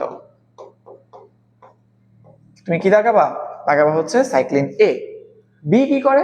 স্পিন্ডল ফাইবার তৈরি সহ, স্পিন্ডল ফাইবার তৈরি সহ মাইটোসিসের বাকি যত কাজ আছে সবকিছু নিয়ন্ত্রণ করে হচ্ছে সাইক্লিন বি। তাহলে এই হচ্ছে 4টা তোমার হচ্ছে যে কিওয়ার্ড গুলো দিয়ে আমরা জিনিসগুলো মনে রাখবো। ঠিক আছে, ওকে। এখানে একটা এমসিকিউ আছে যে স্তন্যপায়ী প্রাণীদের কোষচক্রের মাইটোটিক দশা এটা কতক্ষণ স্থায়ী হয়? মনে রাখবো এটা স্থায়ী হয় হচ্ছে 1 থেকে 1.5 ঘন্টা। তোমাকে উল্টায় কোশ্চেন করতে পারে যে স্তন্যপায়ীদের ক্ষেত্রে ইন্টারফেস দশা কতক্ষণ স্থায়ী হয়? তাহলে কি দেখাবা? 22.5 থেকে 23 ঘন্টা। 22.5 থেকে দেখো কতটুকু সময়, 22.5 থেকে 23 ঘন্টা ধরে সে শুধু প্রিপারেশন নিচ্ছে ওই 1 থেকে 1.5 ঘন্টার বিভাজনের জন্য। এই জন্য 90 থেকে 95% সময় ব্যয় হয় ইন্টারফেজে, 5 থেকে 10% সময় ব্যয় হয় মাইটোসিসে। ওই ইন্টারফেজের মধ্যে সব থেকে বেশি সময় ব্যয় হয় কোথায় বলো? সব থেকে, দেখি সবাই একটু অ্যান্সার দাও, সবাই একটু অ্যান্সার দাও যে হচ্ছে সব থেকে বেশি সময় ইন্টারফেজের সব থেকে বেশি সময় ব্যয় হয় নিচের কোনটিতে? দেখি কে বলতে পারো সব থেকে বেশি সময় ব্যয় হয় নিচের কোনটিতে? বলো দেখে। সব থেকে বেশি সময় ব্যয় হয় নিচের কোনটিতে? এস ধাপে। কোন ধাপে বলো তো? এস ধাপে সব থেকে বেশি সময় ব্যয় হয়। গুড, সৃজা সঠিক আনসার, মাইশা ইসলাম জান্নাত কারেক্ট আনসার, জান্নাতুল পায়েল কারেক্ট আনসার। ওকে, যাক তোমরা মনোযোগ দিয়ে ক্লাস করছো, এটাই আমার প্রাপ্তি। ঠিক আছে, আমি শুধুমাত্র এইটুকু বলতে পারি যে ক্লাসটার শেষ পর্যন্ত আমি একটু স্লোলি বলছি, কারণ খুব ফাস্ট বললে তোমার মাথায় ক্যাচ করতে একটু সমস্যা হতে পারে। সো আমি ফাস্ট বলছি, স্লো বলছি, যেন তুমি হচ্ছে যে ক্লাসের মধ্যেই তোমার জিনিসটা আত্মস্থ হয়ে যায়। ঠিক আছে, সো এই যে তুমি আমাকে সময়টুকু দিচ্ছ, এই সময়টুকুতে যেন তোমার পড়াটুকু গুছানো হয়ে যায়। বাসায় আমার ক্লাস শেষে তুমি আধা ঘন্টা দেখলেই মোটামুটি তোমার হয়ে যাবে ইনশাল্লাহ। ঠিক আছে, ওকে। এরপরে আরো অনেকে কমেন্ট করেছো, তাদের কমেন্টটা একটু পড়ি। অর্চনা মজুমদার কারেক্ট অ্যান্সার। তারপরে আসা হচ্ছে মমতাজ পারভিন কারেক্ট অ্যান্সার। ওকে, আসিফ ভাই কমেন্ট করেছেন, থ্যাংক ইউ আসিফ ভাই। ঠিক আছে, আমার গুরুজন এবং আমার আইডল। ঠিক আছে, সো থ্যাংক ইউ। আচ্ছা, তো এই হচ্ছে ব্যাপার। আচ্ছা, আমরা এখন আবার চলে আসি, তাহলে কোথায় ছিলাম আমরা? আমাদের কোষচক্র শেষ, এবার চলে আসবো মাইটোসিসের মধ্যে। ঠিক আছে, মাইটোসিস। আচ্ছা, মাইটোসিসের মধ্যে আসো। এখন কথা হচ্ছে, আমরা কিন্তু প্রথমে পড়েছিলাম যে মাইটোসিসের মধ্যে নিউক্লিয়াস কতবার, ক্রোমোজোম কতবার, একবার করে। কিন্তু মাইটোসিস কোথায় বিভাজিত হয়? জননাঙ্গে হয়ে থাকে, উদ্ভিদের যত বর্ধিষ্ণু অঞ্চল, ক্যাম্বিয়াম, শাখা প্রশাখার শীর্ষে, এই জায়গাগুলোতে মাইটোসিস কোষ বিভাজন হয়। নিউক্লিয়াস একবার বিভক্ত হয়, ক্রোমোজোম একবার বিভক্ত হয়। কথাগুলো কিন্তু মনে রেখো। ক্যারিওকাইনেসিস নামটা কে দিয়েছেন বলতো? শ্লাইখার। মাইটোসিস ওই যে ওয়াল্টার ফ্লেমিং। ঠিক আছে, মুখস্থ হয়ে গেছে না? আচ্ছা, এবার আসো, এই যে মাইটোসিস,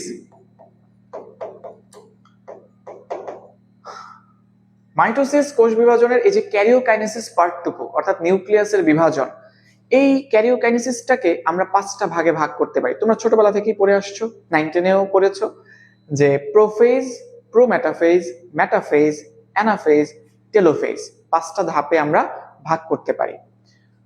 বাংলা নামগুলো কিন্তু সবাই জেনে রাখো। প্রোফেজকে কি বলা হয়? আদ্য পর্যায়। সবাই খাতায় লিখো, প্রোফেজকে বলা হয় আদ্য, প্রোফেজ, ফেজের আগে, আদি পর্যায়। ঠিক আছে, এরপরে আসো কি? প্রোমেটাফেজ, মেটাফেজের আগে, তাহলে মানে প্রাক মধ্য পর্যায়। তাহলে মেটাফেজ কি হবে? মধ্য পর্যায়। অ্যানাফেজ কি? গতি পর্যায়। আর লাস্টে টেলোফেজ, এটা হচ্ছে তোমার কি? অন্ত পর্যায়। ঠিক আছে, বাংলা নামগুলো দিয়েও কিন্তু কোশ্চেন আসতে পারে। তোমাকে হয়তো prophase, prometaphase, metaphase, anaphase, telophase দিবেই না, বাংলা নাম দিয়ে কোশ্চেন করলো। ঠিক আছে, আদ্য পর্যায়ে কি হয়, কোনটা এই ধাপে হয়। ঠিক আছে, অন্ত পর্যায়ে কি হয় বা কোন পর্যায়ে দেখা যায়, ওখানে অপশন দেখবে, সব বাংলা নাম দিয়ে আসতে পারে। আচ্ছা, বাংলা নামগুলো মনে রাখবা। ওকে, আচ্ছা, এখন আসা হচ্ছে এই যে প্রোফেজ ধাপ। প্রোফেজ ধাপে কি হয় আমরা একটু পড়ি। দেখো, প্রোফেজ ধাপে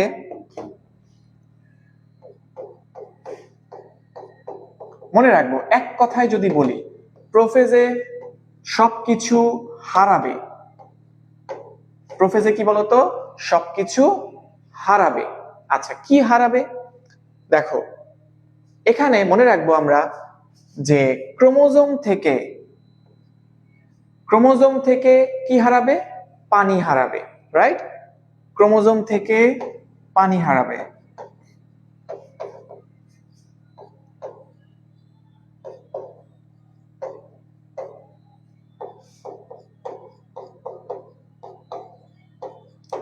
আচ্ছা, এখন ক্রোমোজোম থেকে যদি পানি হারায়, অর্থাৎ জল বিয়োজন ঘটবে, ক্রোমোজোম থেকে জল বিয়োজন ঘটবে, ক্রোমোজোম গুলো খাটো মোটা হতে শুরু করবে। রাইট, আচ্ছা, কনফিউশনটা যেটা তৈরি হয় সেটা হচ্ছে নিউক্লিওলাস, নিউক্লিওলাস এবং নিউক্লিয়ার মেমব্রেন, নিউক্লিওলাস এবং নিউক্লিয়ার মেমব্রেন।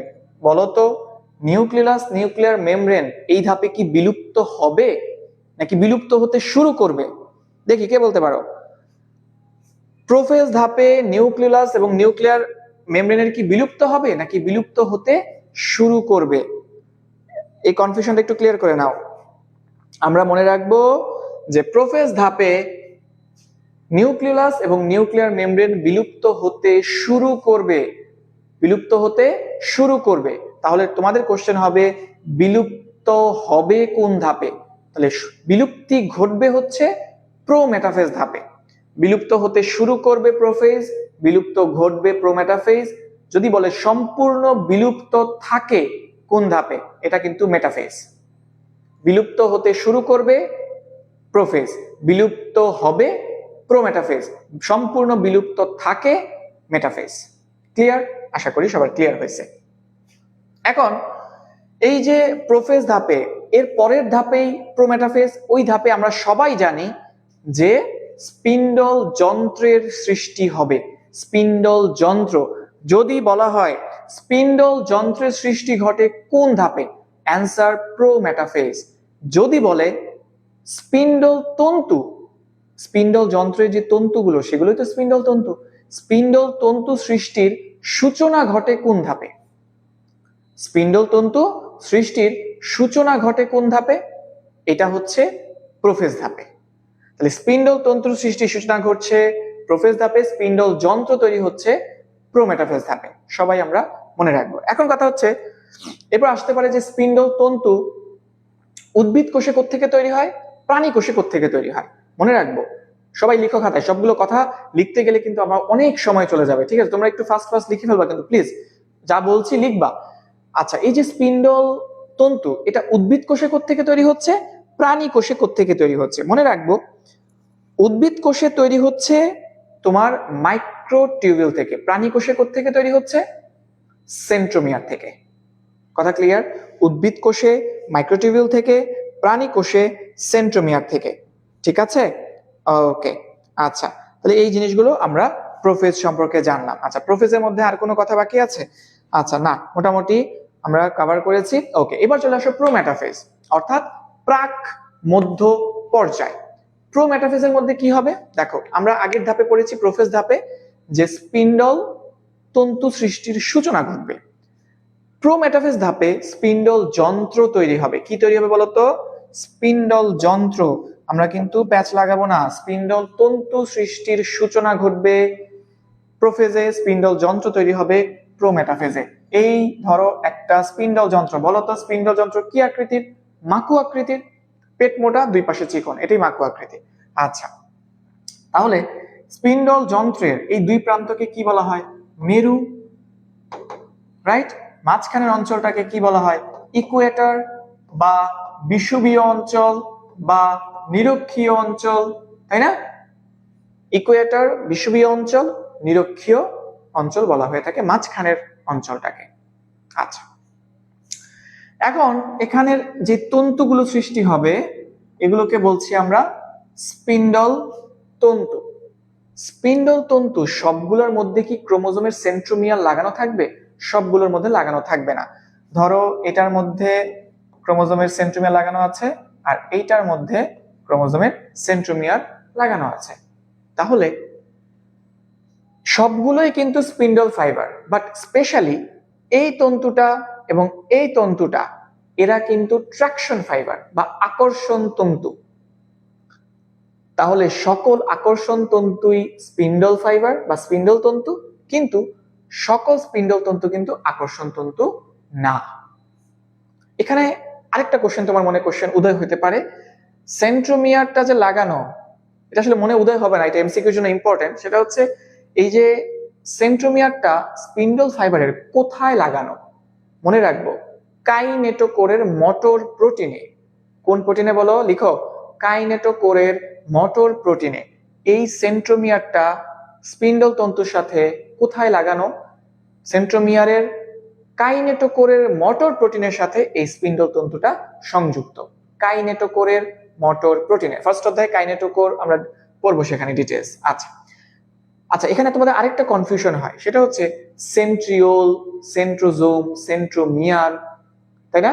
সেন্ট্রোস্ফিয়ার, এগুলো নিয়ে প্রবলেম হয়। সেন্ট্রিওলটা হচ্ছে অঙ্গাণু, একজোড়া সেন্ট্রিওলকে বলা হয় ডিপ্লোজোম, যার তোমার হচ্ছে যে কি বলে, তোমার নিজের ই করার মানে কি বলে, অনুলিপন করার ক্ষমতা আছে, রাইট? আচ্ছা, আর একটু আমি একে দেখাই তাহলে। তোমার হচ্ছে যে আমরা ফার্স্ট অধ্যায় যখন পড়বো এখানে তোমার পাবো এরকম একজোড়া সেন্ট্রিওল, এটাদেরকে ডিপ্লোজোম বলা হয়। সেন্ট্রিওলের পাশে যে মাতৃকাটা বা যে তরলটা থাকে সেটাকে কি বলা হয় বলতো? সেগুলোকে বলা হয়ে থাকে centrosphere. Centriole plus centrosphere is equal to centrosome. তাহলে হোয়াট ইজ সেন্ট্রোমিয়ার? ক্রোমোজোমের মাঝখানে যে গোল্লাটা এর নাম সেন্ট্রোমিয়ার। ঠিক আছে? ওকে, তাহলে এই এখন তাহলে আমরা কোথায় ছিলাম? আমরা ছিলাম প্রোমেটাফেজের মধ্যে। তাহলে ওই যে নিউক্লিওলাস, নিউক্লিয়ার মেমব্রেন সম্পূর্ণ বিলুপ্ত হয় প্রোমেটাফেজ ধাপে, বিলুপ্ত থাকে মেটাফেজ ধাপে।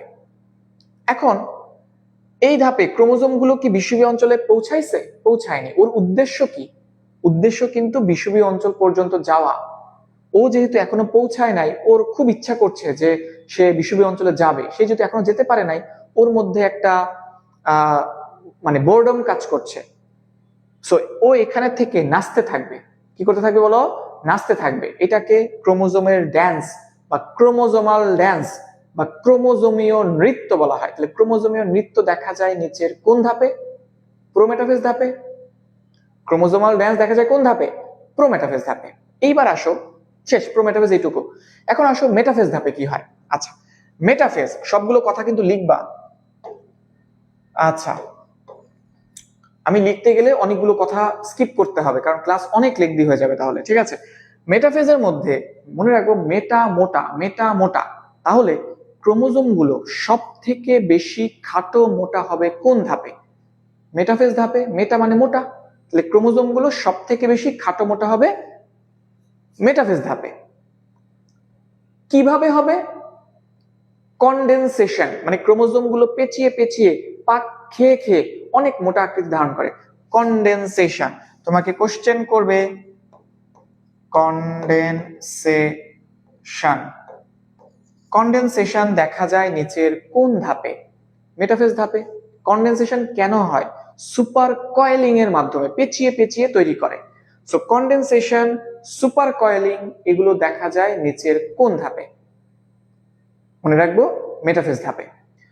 একটু আগে আমরা পড়েছি প্রোমেটাফেজের মধ্যে ওর উদ্দেশ্য ছিল বিষুবীয় অঞ্চলে যাওয়া।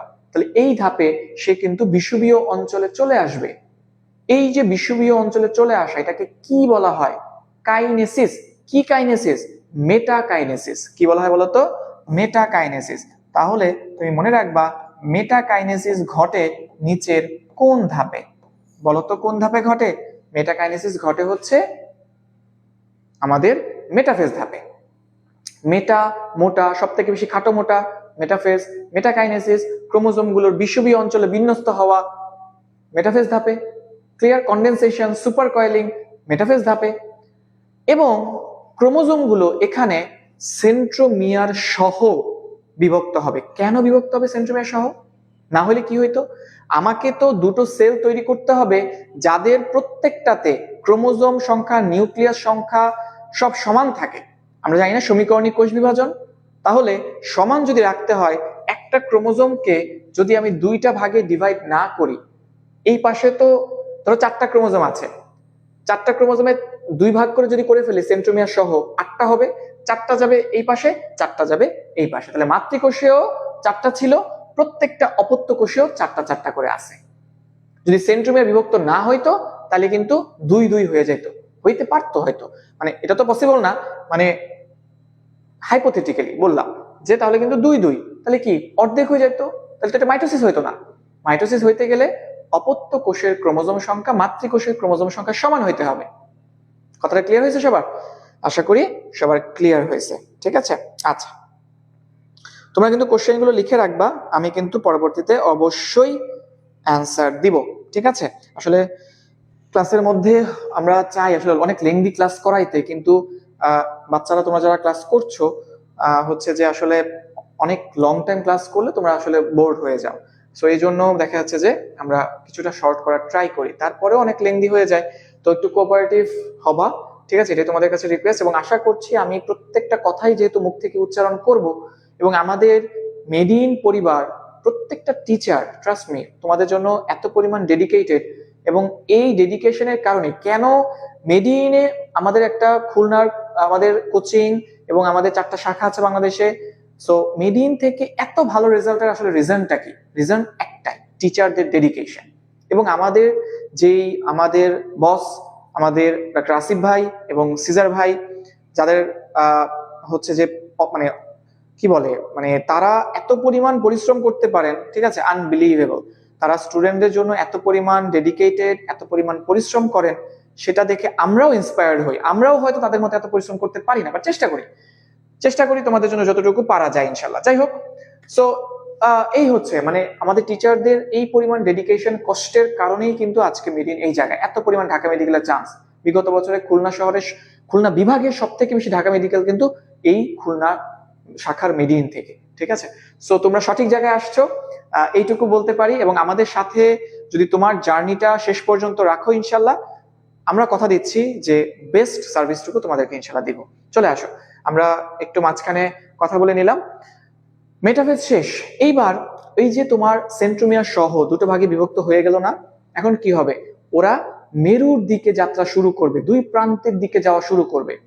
যখন দুই প্রান্তের দিকে যাবে, ওদেরকে দেখতে এক একটাকে এক এক রকম লাগবে। কোনোটাকে লাগবে হচ্ছে ভি এর মতো, কোনোটাকে লাগবে হচ্ছে এল এর মতো, ঠিক আছে, কোনোটাকে লাগবে জে এর মতো, কোনোটা আই এর মতো। তাহলে মনে রাখবো ভি এল জে আই। আচ্ছা, কারেন্ট চলে আসছে। V L J I, metacentric, sub metacentric, acrocentric, telocentric. তোমরা যে কাজটা অনেকেই করো, ঠিক আছে। আমি দীর্ঘ 13 বছর আলহামদুলিল্লাহ আল্লাহর অশেষ রহমতে অ্যাডমিশন সেক্টর এর সাথে দীর্ঘদিন যাবৎ সুনামের সাথে আছি।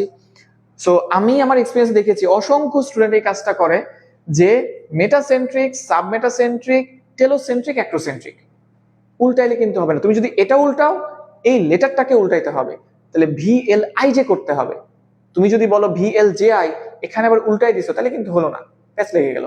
তাহলে মনে রাখবো V L J I, metacentric, sub metacentric, acrocentric, telocentric. কথা ক্লিয়ার? আশা করি কথা ক্লিয়ার হয়েছে। ওকে, এবার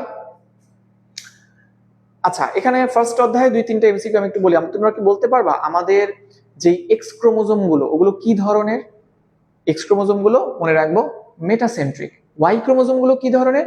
ওয়াই ক্রোমোজোম গুলো কিন্তু সব অ্যাক্রোসেন্ট্রিক। কি ধরনের বলো? অ্যাক্রোসেন্ট্রিক, ঠিক আছে। ওকে, তাহলে মেটাসেন্ট্রিক এক্স ক্রোমোজোম গুলো হচ্ছে সব মেটাসেন্ট্রিক, আর ওয়াই ক্রোমোজোম গুলো হচ্ছে সব অ্যাক্রোসেন্ট্রিক, ঠিক আছে। আমাদের মানুষের মধ্যে কিন্তু কোনো টেলোসেন্ট্রিক ক্রোমোজোম থাকে না, ঠিক আছে। ওকে, দেখ এগুলো চ্যাপ্টার 1 এর মধ্যে আছে। আচ্ছা, গেল। তাহলে আমরা কোথায় ছিলাম? যে দুই প্রান্তে দিকে যাত্রা শুরু করলো, ওরা দুই প্রান্তে যখন পৌঁছে গেল, তখন এই গতি পর্যায় সমাপ্ত হয়ে গেল, অর্থাৎ অ্যানাফেজ ধাপের সমাপ্তি ঘটলো। লাস্ট পর্যায় কি? টেলোফেজ পর্যায়। ওই যে প্রথম পর্যায়, তোমার সব থেকে বড় পর্যায় যেটা ছিল দীর্ঘস্থায়ী পর্যায় প্রোফেজ, ওখানে কিন্তু সবকিছু হারাই গেছিল। সবকিছু পুনরায় ব্যাক করবে কোন ধাপে?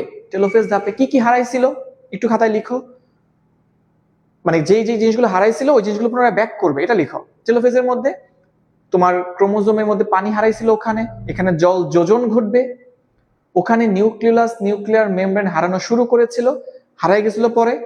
এই ধাপে টেলোফেজ ধাপে পুনরায় নিউক্লিয়াস, নিউক্লিয়ার মেমব্রেনের আবার আবির্ভাব ঘটবে, সবকিছু পুনরায় ব্যাক করবে। প্রথম ধাপ সব থেকে দীর্ঘস্থায়ী ধাপ প্রোফেজ ধাপ, সেখানে সব হারাইছিল, টেলোফেজে সবকিছু পুনরায় ব্যাক করবে, ঠিক আছে। আচ্ছা, এই হচ্ছে মোটামুটি আমাদের তোমার মাইটোসিসের মধ্যে যতগুলো কথা দরকার আমরা কিন্তু আলোচনা করলাম। তাহলে ক্যারিওকাইনেসিস কিন্তু আমাদের মোটামুটি শেষ। তোমাদের কোনো কোশ্চেন থাকলে, আচ্ছা আমি এখন 2-3টা কোশ্চেন একটু নিব, দেখি কারো কোনো কোশ্চেন থাকলে একটু বলো, কমেন্ট করো, আমি হচ্ছে অ্যান্সার দিব।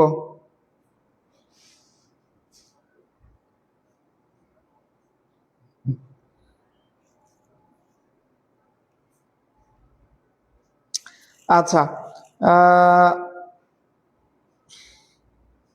আচ্ছা কারো কোনো সেভাবে কোশ্চেন নেই। আচ্ছা, কোশ্চেন তোমরা করো, আমি হচ্ছে যে মাঝে মাঝে কোশ্চেনগুলো তোমাদের দেখবো, অ্যান্সার দিয়ে দিব, ঠিক আছে। ওকে, আচ্ছা তাহলে মোটামুটি আমাদের হচ্ছে যে ক্যারিওকাইনেসিস শেষ। একটু চা দিতে পারেন? ওকে, হচ্ছে যে তাহলে ক্যারিওকাইনেসিস গেল। এখন আসি হচ্ছে তোমার সাইটোকাইনেসিস। আচ্ছা, এখন কথা হচ্ছে সাইটোকাইনেসিস কি? সাইটোপ্লাজমের কোষ বিভাজন। দুইটা কোষ, একটা কোষের মাঝে আমরা যদি দুইটা কোষে পরিণত করতে চাই, তাহলে মাঝে একটা কোষ প্লেট আনতে হবে, এনে দুইটা ভাগে ভাগ করে প্রত্যেকটা কোষে তোমার কি করতে হবে? তোমার কোষ ঝিল্লি আনতে হবে, তাহলে দুইটা কোষে পরিণত হয়ে যাবে। কোষ প্লেট কেমনে তৈরি করব? সাইটোপ্লাজম থেকে কিছু ফ্র্যাগমোপ্লাস্ট আসবে এবং কিছু ভেসিকল, এই জিনিসগুলো মিলে কোষ প্লেট তৈরি হবে। মাঝখানে তো প্রত্যেকটা কোষের মধ্যে কোষ ঝিল্লি তৈরি হবে, দুইটা কোষে পরিণত হয়ে যাবে, সিম্পল কথা। এখন এমন যদি হয় যে কোন কোষে নিউক্লিয়াসের যে বিভাজন, ক্যারিওকাইনেসিস চলতেই আছে, তোমার সাইটোকাইনেসিস হচ্ছে না, সাইটোপ্লাজমের কোনো ডিভিশন হচ্ছে না, শুধু ক্যারিওকাইনেসিস চলতেছে, তাহলে ওইটাকে আমরা কি বলবো? ওইটাকে বলবো ফ্রি নিউক্লিয়ার ডিভিশন বা মুক্ত নিউক্লিয়ার বিভাজন। দুটো কোশ্চেন, যদি তোমাকে বলা হয় মুক্ত নিউক্লিয়ার বিভাজনের ফসল কোনটা? মুক্ত নিউক্লিয়ার বিভাজনের ফলে তৈরি হয় কোনটা? ডাবের পানি। কোথায় দেখা যায়? ডাবে। ওখানে যদি তোমার কোশ্চেন এরকম থাকে যে মুক্ত নিউক্লিয়ার বিভাজন দেখা যায় নিচের কোনটিতে, অপশন ডাব আছে, ডাবের পানি আছে, তুমি দেখবা ডাব। ডাবের মধ্যে দেখেছি এবং ওই মুক্ত নিউক্লিয়ার বিভাজনের ফলে ডাবের পানি তৈরি হয়েছে, ডাবের পানির মধ্যে কিন্তু আমি দেখিনি। এটা মানে নিউক্লিয়ার বিভাজনের ফলেই তৈরি হয়েছে। বুঝতে পারছো কথাটা? সো যাই হোক, আচ্ছা এই হচ্ছে কথা। এখন আসো হচ্ছে এরপরে কি আছে? আচ্ছা এখানে দুই একটা এমসিকিউ আছে, সেটা হচ্ছে যে যদি বলা হয় একাধিক নিউক্লিয়াস বিশিষ্ট উদ্ভিদ কোষকে, তিনটা কোশ্চেন খাতায় লিখবা, আমি আর লিখছি না। একাধিক নিউক্লিয়াস বিশিষ্ট উদ্ভিদ কোষকে কি বলবো? একাধিক নিউক্লিয়াস বিশিষ্ট প্রাণী কোষকে কি বলবো? একাধিক নিউক্লিয়াস বিশিষ্ট ম্যালেরিয়ার পরজীবীকে আমরা কি বলি? দেখি কে বলতে পারো, সবাই একটু কমেন্ট করো দেখি পারো কিনা কেউ। একাধিক নিউক্লিয়াস বিশিষ্ট উদ্ভিদ কোষকে কি বলবো? একাধিক নিউক্লিয়াস বিশিষ্ট প্রাণী কোষকে কি বলবো? এবং একাধিক নিউক্লিয়াস বিশিষ্ট ম্যালেরিয়ার দশাকে আমরা কি বলি? দেখি একটু কে বলতে পারো। একাধিক নিউক্লিয়াস বিশিষ্ট, তিনটা কোশ্চেন, জাস্ট অ্যান্সার লিখলেই হবে। আর আমি কিন্তু আবার মনে করিয়ে দিচ্ছি যে যার নোট সব থেকে সুন্দর হবে সে কিন্তু আমার কাছ থেকে গিফট পাবা ইনশাল্লাহ। ঠিক আছে, আমার সাথে আমি তোমার সাথে যোগাযোগ করব এবং তোমার গিফট তোমার কাছে ইনশাল্লাহ পৌঁছায় দিব। কমেন্ট করো দেখি যে একাধিক নিউক্লিয়াস, আমি আনসার বলে দিই তাহলে না। আচ্ছা, একাধিক নিউক্লিয়াস বিশিষ্ট উদ্ভিদ কোষকে আমরা বলবো হচ্ছে প্লাজমোডিয়াম। একাধিক নিউক্লিয়াস বিশিষ্ট, সরি উল্টা বলেছি, একাধিক নিউক্লিয়াস বিশিষ্ট উদ্ভিদ কোষকে বলা হয় তোমার সিনোসাইট। একাধিক নিউক্লিয়াস বিশিষ্ট প্রাণী কোষকে বলা হয় প্লাজমোডিয়াম। আর একাধিক নিউক্লিয়াস বিশিষ্ট ম্যালেরিয়ার দশা, এটা হচ্ছে সাইজন্ট। কি নাম বলো? সাইজন্ট। ঠিক আছে, একাধিক নিউক্লিয়াস বিশিষ্ট ম্যালেরিয়া দশাকে কি বলা হয়? সাইজন্ট বলা হয়ে থাকে। ওকে, তাহলে এই কথাগুলো কিন্তু মনে রাখবো। ঠিক আছে, গুড। মাইশা ইসলাম জান্নাত, ভেরি গুড। সিনোসাইটিক, প্লাজমোডিয়াম, ম্যালেরিয়ার দশাটা কেউ আনসার দিতে পারেনি তাই না? আচ্ছা, ম্যালেরিয়া দশাটা হচ্ছে সাইজন্ট। ওকে, আসো তাহলে এখানে এইটুকু গেল। এখন চলে আসো মাইটোসিসের যে তাৎপর্য, আমি কনফিউশন গুলো নিয়ে আলোচনা করবো স্পেসিফিক্যালি। মেইন কথা হচ্ছে আমাদের যত অঙ্গের বৃদ্ধি, ক্ষয়পূরণ, ক্ষতস্থান পূরণ, এই কাজগুলো মাইটোসিসের মধ্যে হবে। কনফিউশন যেখানে হবে, খেয়াল করো সবাই একটু খেয়াল করো, সেটা হচ্ছে যদি বলা হয় বংশ বৃদ্ধি, দেখো তো বংশ বৃদ্ধি দেখলেই তোমার মনের মধ্যে ফিল হচ্ছে না যে এটা তোমার হচ্ছে যে মায়োসিসের মতো, তাই না? কিন্তু বংশ বৃদ্ধি পয়েন্টটা, এটা কিন্তু মাইটোসিসের তাৎপর্য। কেন বলতো? কারণ আমরা একটা শৈবালের নাম জানি, ক্ল্যামাইডোমোনাস। নাম জানি? নাম জানি, ক্ল্যামাইডোমোনাস। এই ক্ল্যামাইডোমোনাসের বংশবৃদ্ধি হয়ে থাকে মাইটোসিস প্রক্রিয়ায়। কোন প্রক্রিয়া বলতো? মাইটোসিস প্রক্রিয়ায় ক্ল্যামাইডোমোনাসের বংশবৃদ্ধি হয়ে থাকে। কিন্তু যদি বলে গ্যামিট সৃষ্টি এবং বংশবৃদ্ধি, তাহলে কিন্তু মায়োসিস। যদি বলে শুধু বংশবৃদ্ধি, নিচের কোনটির তাৎপর্য? এটা কিন্তু মাইটোসিসের। ক্ল্যামাইডোমোনাসের বংশবৃদ্ধি হয়ে থাকে মাইটোসিস কোষ বিভাজন প্রক্রিয়ায়। আর যদি বলে যে গ্যামিট সৃষ্টি এবং বংশবৃদ্ধি, এটা কার তাৎপর্য? এইটা কিন্তু মায়োসিসের তাৎপর্য। ঠিক আছে, শুধু বংশবৃদ্ধি মাইটোসিসের, গ্যামিট সৃষ্টি বংশবৃদ্ধি মায়োসিসের। থ্যাংক ইউ জুবাইর ভাই। আচ্ছা চলে আসি তাহলে। তাহলে গ্যামিট সৃষ্টি বংশবৃদ্ধি এটা কিন্তু হচ্ছে কি মায়োসিসের তাৎপর্য, আর শুধু বংশবৃদ্ধি বললে এটা হচ্ছে মাইটোসিসের তাৎপর্য। ওকে, এটা গেল। এখন চলে আসো আরেকটা কনফিউশন, সেটা হচ্ছে যদি বলা হয় ক্রোমোজোম সংখ্যা ধ্রুব রাখা, ক্রোমোজোম সংখ্যার সমতা রক্ষা। খেয়াল করো বিষয়টা, ক্রোমোজোম সংখ্যা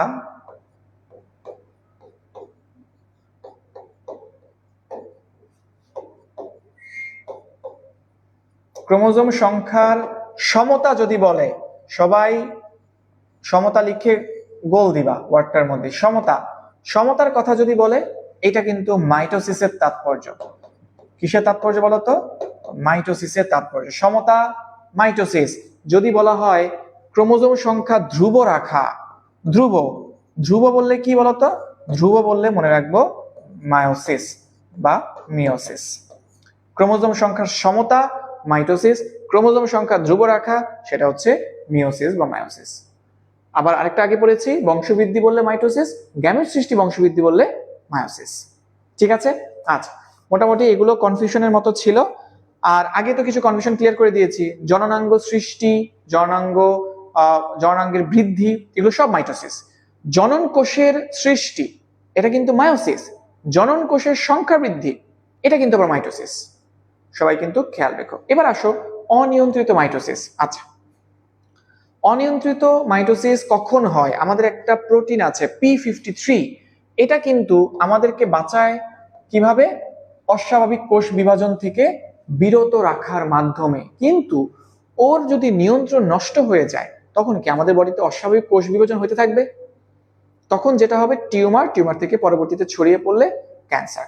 টিউমার আবার দুই রকম, একটা বিনাইন টিউমার, ম্যালিগন্যান্ট টিউমার। বিনাইনটা হচ্ছে তোমার ক্ষতিকর টিউমার না, তোমার হচ্ছে যে ধরো একটা টিউমার ফুলা ওঠা কোনো জায়গা, ওইটা কোনো জায়গায় ছড়াচ্ছে না, এমনি ওইটা যেমন আছে সেরকমই থেকে থেকে গেছে, ঠিক আছে, কোনো সমস্যা তৈরি করছে না, কোনো জায়গায় ছড়াচ্ছে না, কিছু না, তোমার কোনো সিমটমও দেখা যাচ্ছে না, এটা বিনাইন টিউমার। কিন্তু ওইটা যদি মানে খুব দ্রুত বড় হচ্ছে এবং সারা বডিতে ছড়িয়ে পড়ছে, ঠিক আছে, ওইটা কিন্তু ম্যালিগন্যান্ট টিউমার, রাইট? আচ্ছা, এখন কথা হচ্ছে এই তোমার হচ্ছে যে টিউমার যে তৈরি হয়, এই টিউমার তৈরি হওয়ার প্রক্রিয়াকে কি বলা হয়? অঙ্কোজেনেসিস। অঙ্কোজেনেসিস, টিউমার তৈরি হওয়ার প্রক্রিয়াকে কি বলে? অঙ্কোজেনেসিস বলা হয়ে থাকে। কি বলা হয় বলতো? অঙ্ক। অঙ্ক মানে মনে রাখবো ক্যান্সার, অঙ্ক মানে ক্যান্সার। তাহলে তোমরাই বলো তো, ক্যান্সারের পেশেন্টদেরকে যারা যে স্যাররা আমাদের দেখেন তাদেরকে কি বলা হয়? অঙ্কোলজিস্ট। ওকে, অঙ্কোজেনেসিস, জেনেসিস মানে তৈরি, টিউমার সৃষ্টির প্রক্রিয়া বা টিউমার তৈরির প্রক্রিয়া অঙ্কোজেনেসিস, রাইট? আচ্ছা, এখন কথা হচ্ছে যে এখানে তোমার হচ্ছে টিউমারটা, ওই যে যেটা বললাম যে ম্যালিগন্যান্ট টিউমার বডিতে অন্য জায়গায় ছড়ায় পড়তে পারে, এই ছড়ায় পড়াটাকে কি বলা হয়? এটাকে বলা হয়ে থাকে হচ্ছে মেটাস্ট্যাসিস। কি বলা হয়ে থাকে বলো তো? মেটাস্ট্যাসিস। তোমরা অনেকে শুনেছো এক জায়গায় হয়েছে ক্যান্সার, আরেক জায়গায় ছড়ায় পড়ছে, এই জায়গায় ছড়ায় পড়ছে, রক্তের মাধ্যমে ব্রেনে চলে গেছে, ফুসফুসে চলে গেছে। সো এই যে ছড়ায় পড়া, এটাকে বলা হচ্ছে মেটাস্ট্যাসিস, রাইট?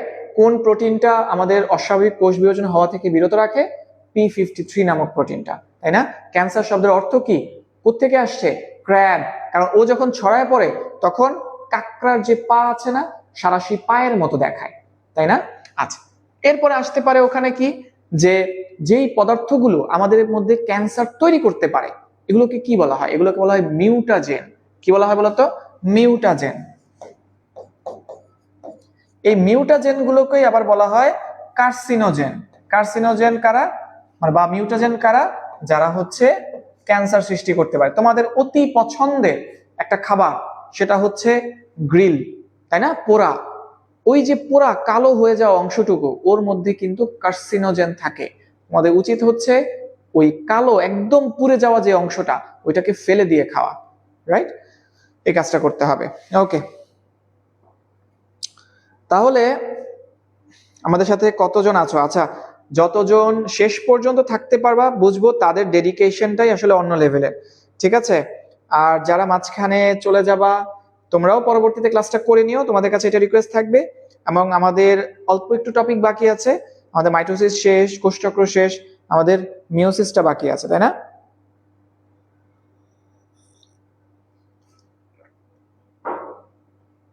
আচ্ছা, চলে আসি। আচ্ছা, এখানে চলে গেল আমাদের অনিয়ন্ত্রিত মাইটোসিস। ওকে, এখানে দুটো টার্ম আছে, একটা হচ্ছে অ্যাপোপ্টোসিস, একটা হচ্ছে নেক্রোসিস।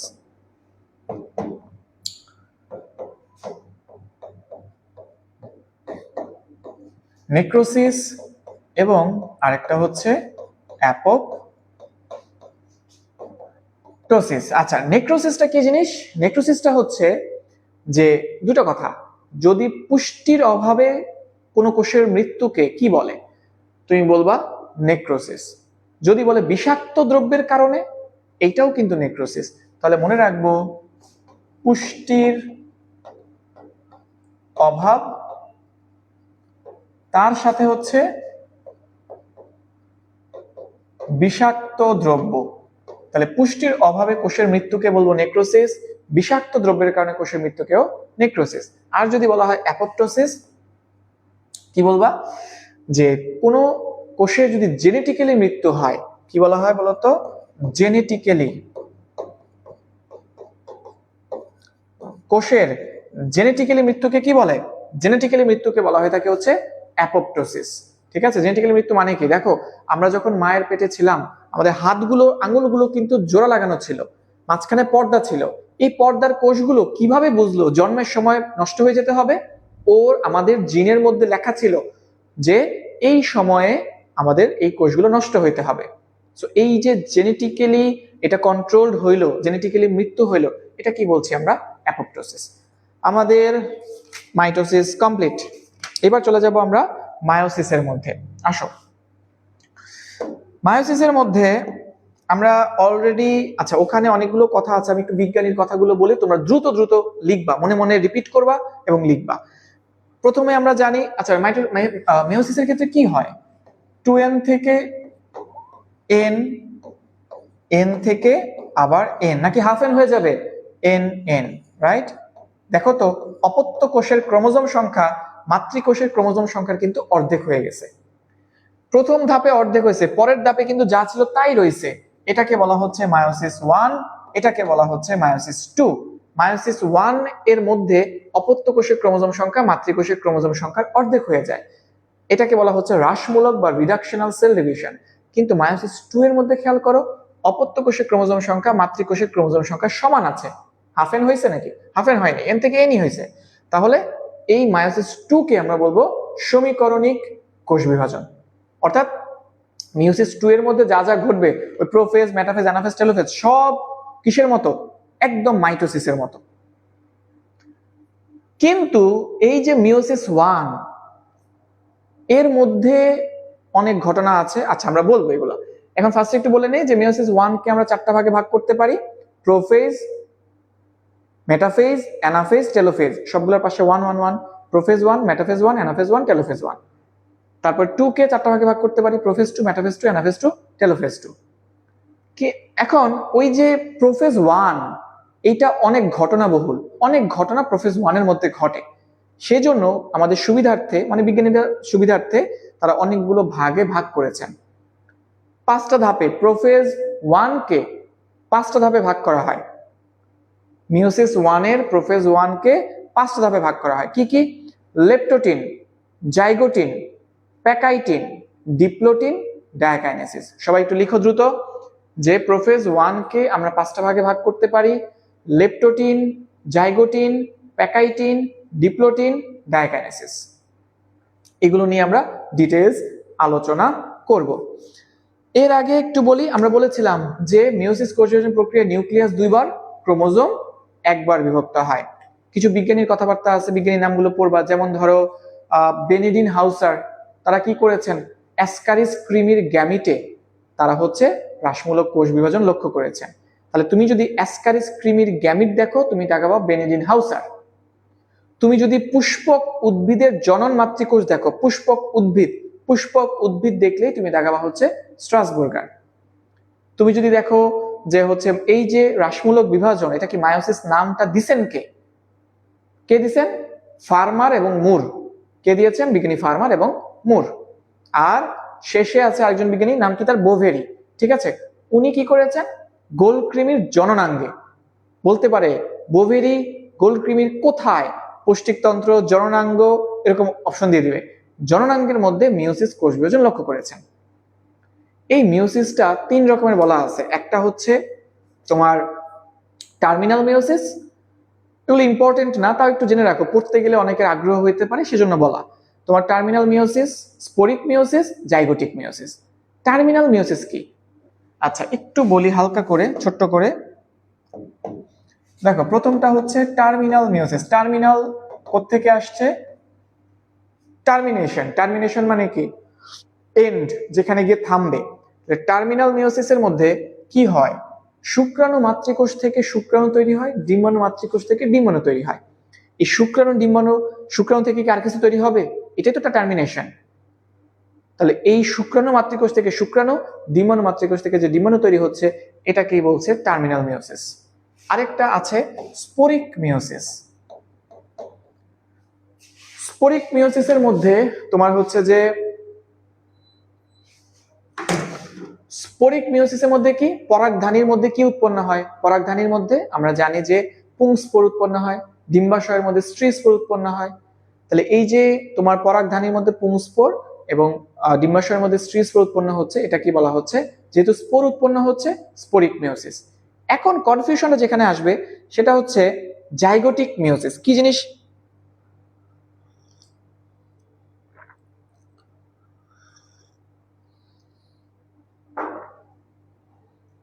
জাইগোটিক মিওসিস কি জিনিস? জাইগোটিক মিওসিসটা হচ্ছে, দেখো আমাদের মিওসিসটা কোথায় হয়? আমাদের কি জাইগোটের মধ্যে মিওসিস হয়? না, আমাদের কিন্তু নিষেকের আগে জনন মাতৃকোষ থেকে গ্যামেট যখন তৈরি হচ্ছে তখন মিওসিস হচ্ছে। কিন্তু কিছু এককোষী প্রাণী আছে, এককোষী জীব, যাদের মধ্যে যারা নিজেরাই এক মানে তোমার হচ্ছে হ্যাপ্লয়েড জীব, মানে ওদের বডিটাই হচ্ছে এন, তাহলে ওদের যে গ্যামিটটাও এন। তাহলে পুং সদস্যের গ্যামিট এন, স্ত্রী সদস্যের গ্যামিটও এন, দুটো মিলিত হয়ে যখন জাইগোট তৈরি করবে সেটা হয়ে যাবে 2n। কিন্তু মাতৃ উদ্ভিদ যেটা, ওর বডি কি ছিল? এন ছিল না। তাহলে 2n নতুন উদ্ভিদ বা নতুন প্রাণী হয়ে গেলে কি হবে? এখান থেকে এন হইতে হবে। 2n থেকে এন হওয়ার পদ্ধতি কোনটা? মায়োসিস। এই যে জাইগোটের মধ্যে মিওসিস হলো, এটাকে বলছে জাইগোটিক মিওসিস। এটা নিম্ন শ্রেণীর তোমার হচ্ছে যারা এককোষী শৈবাল ছত্রাক, এদের মধ্যে হয়ে থাকে। ক্লিয়ার? আশা করি ক্লিয়ার হয়ে গিয়েছে। এইবার আসো হচ্ছে তোমার কোথায় যাব আমরা এখন? আচ্ছা, তোমার হচ্ছে যে ওই প্রোফেজ 1 এর মধ্যে ঢুকবো। দেখি কারো কোনো কোশ্চেন আছে কিনা। আচ্ছা, প্রোফেজ 1 এর মধ্যে যারা এখনো আমার সাথে আছো তাদেরকে অসংখ্য ধন্যবাদ। আচ্ছা দেখো, প্রোফেজ 1 এর মধ্যে আমরা 5টা ধাপ পাবো, তাই না? বলো কি কি? Leptotene, zygotene, pachytene, diplotene, diakinesis. এই যে লেপটোটিন, এই ধাপে কি কি ঘটনা ঘটে বলতো? লেপটোটিনের মধ্যে কি কি ঘটনা ঘটবে তোমরা একটু খাতায় লিখে ফেলবা ফার্স্ট। লেপটোটিন ধাপটা প্রোফেজেরই অংশ না? তাহলে এখানেও হারাবে। কি হারাবে? ক্রোমোজোম থেকে পানি হারাবে। ক্রোমোজোম থেকে পানি হারাবে মানে জল বিয়োজন ঘটবে, ক্রোমোজোম গুলো খাটো মোটা হতে শুরু করবে। কিন্তু এখানে কিন্তু আছে। কিন্তু কি? নিউক্লিওলাস এবং নিউক্লিয়ার মেমব্রেন যেটা প্রোফেজের মধ্যে বিলুপ্ত হয়েছে, এখানেও প্রোফেজের মধ্যেই হবে। কিন্তু এই লেপটোটিন, জাইগোটিন, প্যাকাইটিন, ডিপ্লোটিন, ডায়াকাইনেসিসের মধ্যে কোন ধাপে হবে? সবগুলোই তো প্রোফেজ। লেপটোটিনে হবে না। লেপটোটিনে শুধুমাত্র ক্রোমোজোম থেকে পানি হারাবে, আর নিউক্লিওলাস, নিউক্লিয়ার মেমব্রেন হারাবে লাস্টের ধাপে, ডায়াকাইনেসিস ধাপে। লিখে ফেলো যে ক্রোমোজোম থেকে পানি হারাবে লেপটোটিন ধাপে, নিউক্লিওলাস এবং নিউক্লিয়ার মেমব্রেন হারাবে হচ্ছে ডায়াকাইনেসিস ধাপে। ঠিক আছে? এখন এই লেপটোটিন ধাপে ক্রোমোজোম গুলোকে তোমরা বইয়ের চিত্রটা একটু দেখবা, যদিও ফুলের মতো লাগছে না, বাট তারপর বুঝে নিতে হবে ফুলের মতো লাগছে। ঠিক আছে? সো দেখতে অনেকটা ফুলের তোড়ার মতো দেখায়। ক্রোমোজোম এরকম যদি হয়ে থাকে, তোমার হচ্ছে ক্রোমোজোম গুলো দেখতে এরকম দেখায়, অনেকটা ধরে নাও ফুলের তোড়ার মতো। এই জিনিসটাকে বলা হয় বুকে। বুকে বলা হয়ে থাকে, তাই না? স্পেলিংটা কেমন? বউ কে, বউ কে। ছেলেরা যারা দেখছো, ফুল কাকে দিতে হবে? তোমরা যখন বড় হবা, বিয়ে করবা, স্ত্রীকে ফুল দিতে হবে, তাই না? সো বউ কে, ফুলের তোড়া বুকে। দেখা যায় কোন ধাপে? দেখা যায় হচ্ছে লেপটোটিন ধাপে। প্রাণী কোষের ক্ষেত্রে পোলারাইজড বিন্যাস, পোলারাইজড বিন্যাস দেখা যায় কোন ধাপে? লেপটোটিন ধাপে। এখন এই ধাপের মধ্যে আরেকটা জিনিস দেখা যায়, এই ক্রোমোজোম গুলোর মধ্যে, বাহুগুলোর মধ্যে এরকম ছোট ছোট ডিএনএ ব্যান্ড দেখতে পাওয়া যায়। এগুলোকে বলা হয় ক্রোমোমিয়ার। কি বলা হয় বলতো? ক্রোমোমিয়ার। এই ক্রোমোমিয়ারও তোমার হচ্ছে কোন ধাপে দেখতে পাওয়া যায়? লেপটোটিন ধাপে, লেপটোটিন ধাপে দেখতে পাওয়া যায়। ঠিক আছে? সো লেপ্টোডিনের মধ্যে এই কথাগুলো মনে রাখলেই হবে।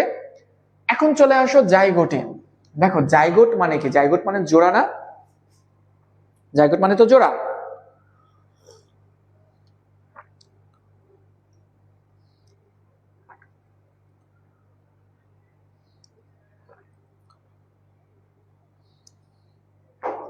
আচ্ছা, আমি খুবই দুঃখিত, তোমাদের ক্লাসে রেখে আমি একটু খাচ্ছি।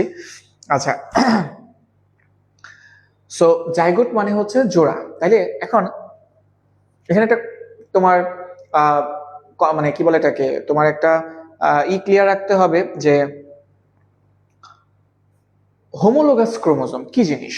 হোমোলোগাস ক্রোমোজোম হচ্ছে আমরা যখন তৈরি হচ্ছি বা আমরা যখন আল্লাহ যখন আমাদেরকে বানিয়েছেন, আমাদের পিতা থেকে একটা ক্রোমোজোম আসছে, মাতা থেকে একটা ক্রোমোজোম এসে জোড়া তৈরি করেছে, তাই না? ওই যে একই রকম বৈশিষ্ট্য সম্পন্ন এক জোড়া ক্রোমোজোম জোড়া তৈরি করলো, এটাকে বলা হয় হোমোলোগাস ক্রোমোজোম।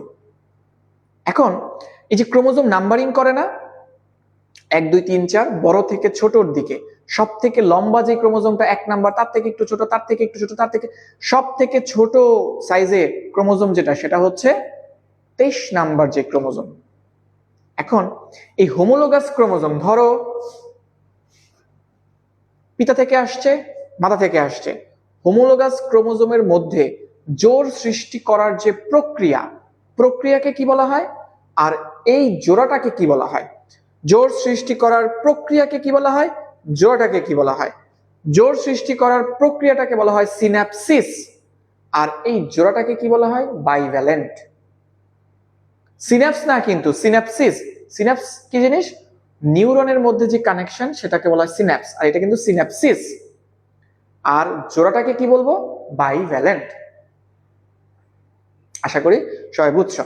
তাহলে মনে রাখবো, দুটো হোমোলোগাস ক্রোমোজোমের মধ্যে জোড় সৃষ্টি করার প্রক্রিয়াকে কি বলবো?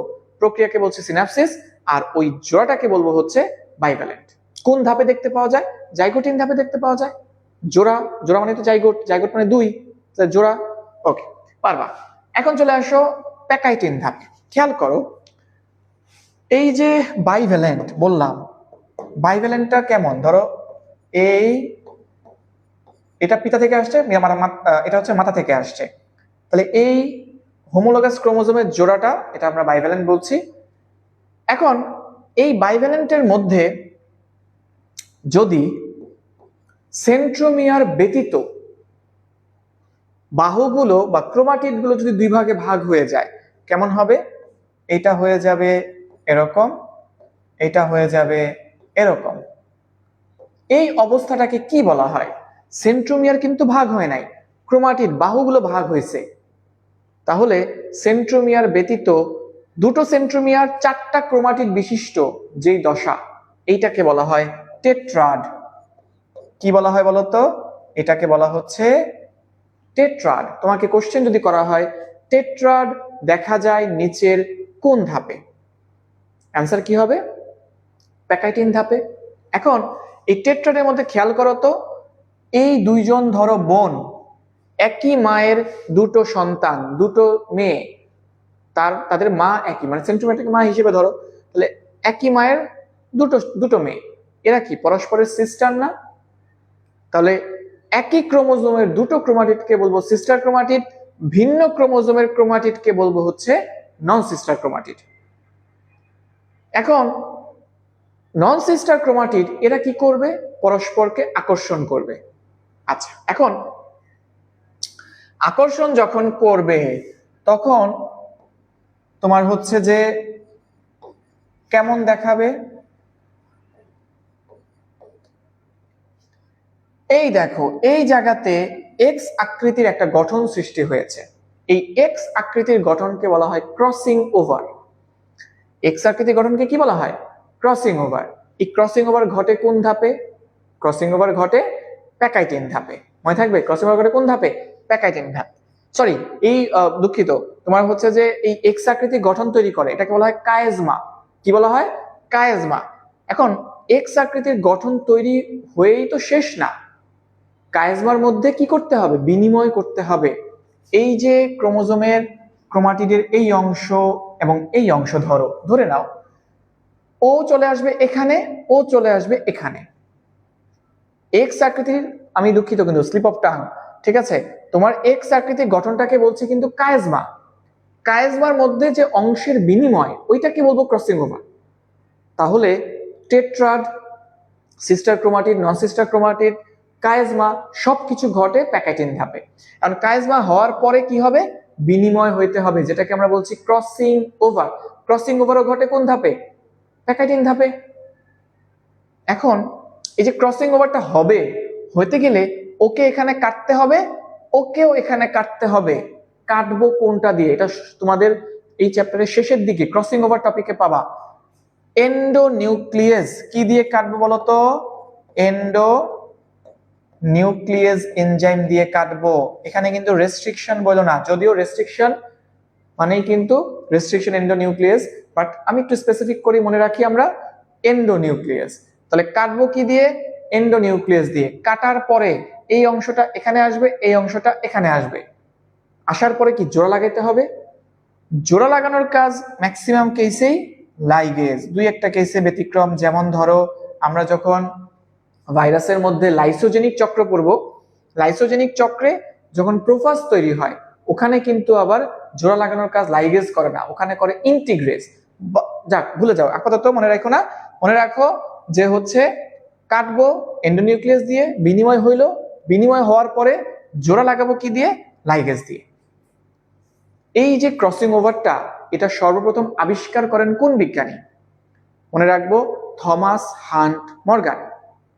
থমাস হান্ট মর্গান কোথায় আবিষ্কার করেন এই যে ক্রসিং ওভার, কোথায় আবিষ্কার করেন থমাস হান্ট মর্গান, মনে রাখবো ভুট্টা উদ্ভিদে। কোন উদ্ভিদে বলতো, ভুট্টা উদ্ভিদের মধ্যে থমাস হান্ট মর্গান সর্বপ্রথম কি আবিষ্কার করেছেন, ক্রসিং ওভার আবিষ্কার করেছেন।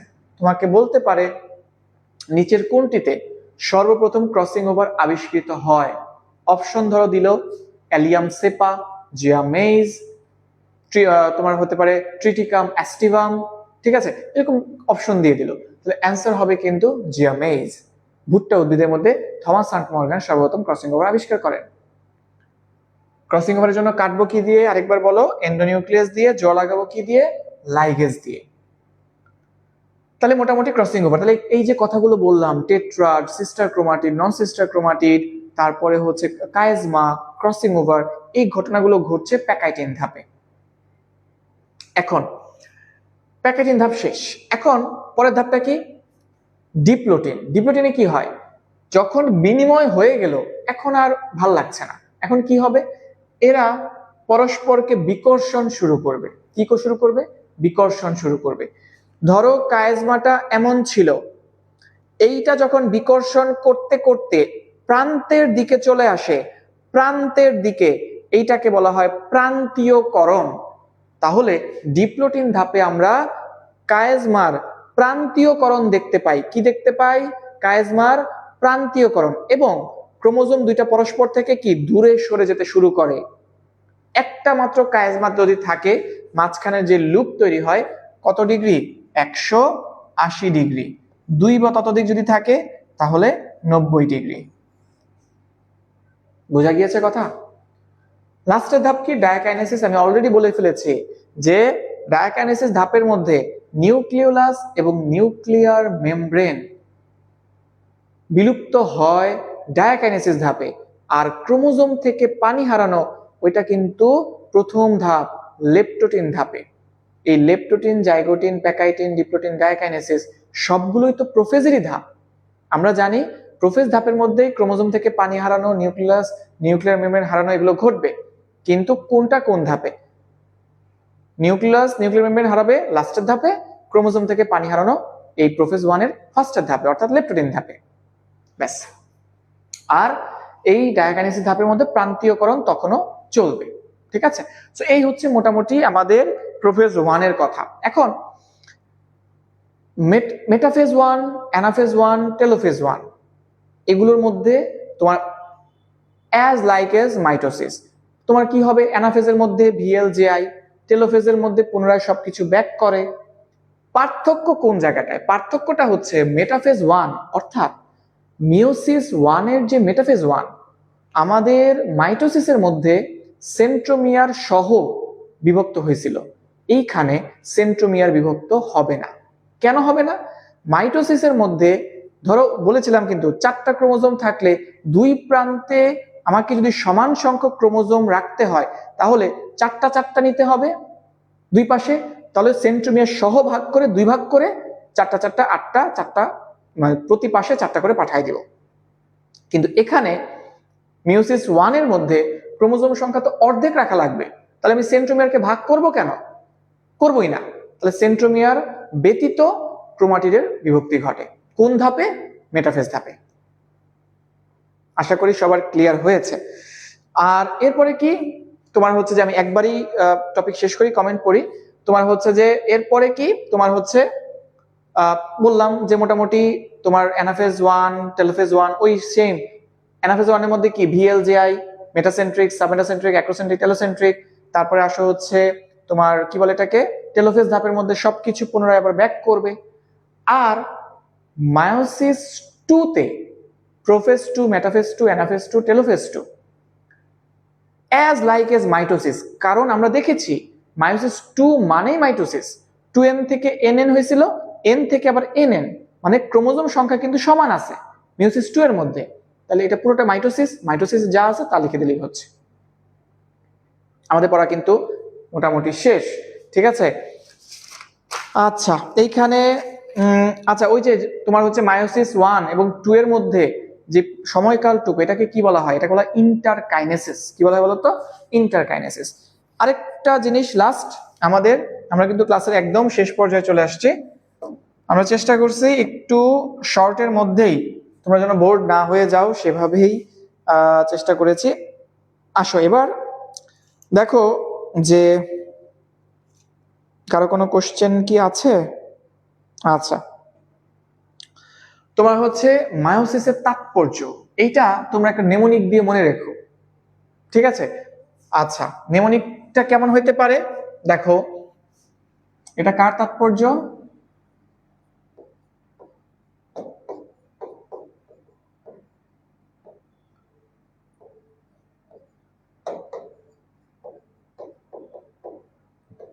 মায়োসিসের তাৎপর্য।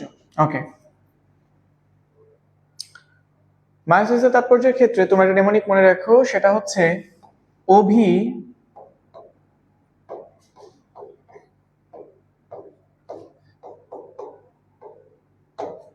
প্রজাতির বৈচিত্র্যের জন্য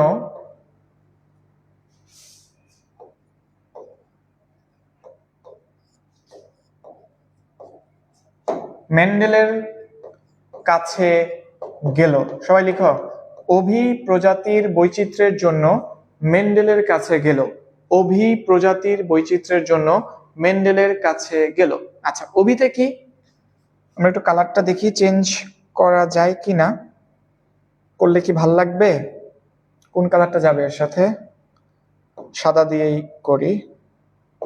আচ্ছা অভিতে কি আমরা মনে রাখবো? অভিব্যক্তি, অভিব্যক্তি বা ইভলিউশন, যেটাকে আমরা বলছি ইভলিউশন। আমি আর লিখছি না, তোমরা লিখে নাও। প্রজাতির মধ্যে কি? প্রজাতির স্বকীয়তা,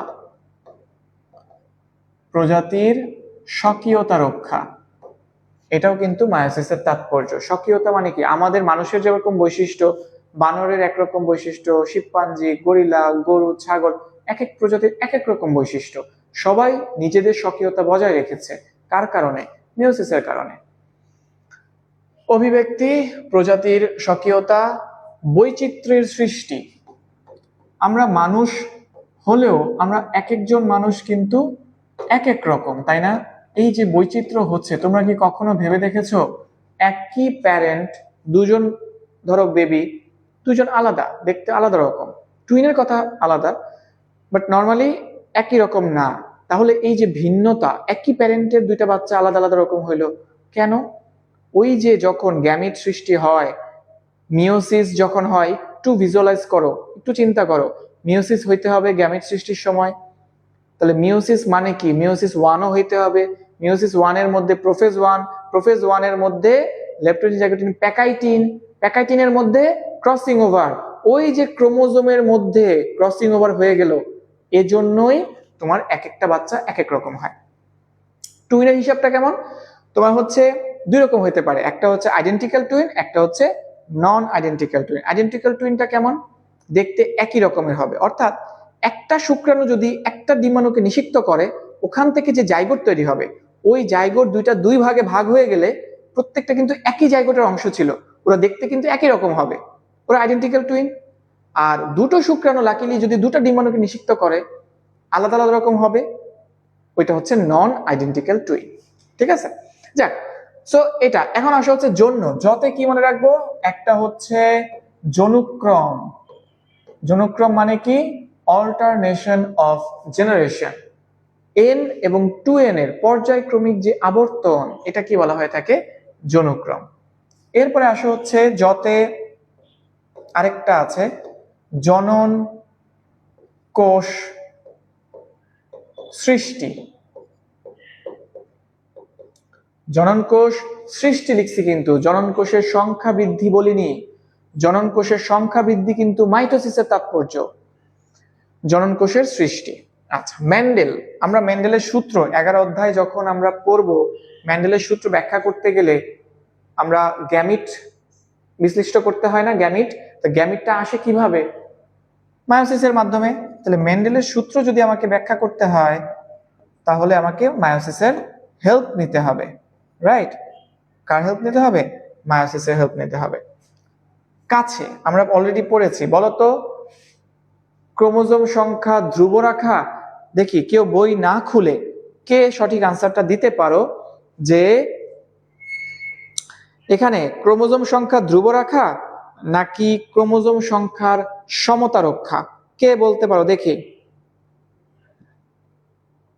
মায়োসিসের তাৎপর্যের মধ্যে ক্রোমোজোম সংখ্যার সমতা রক্ষা নাকি ক্রোমোজোম সংখ্যা ধ্রুব রাখা?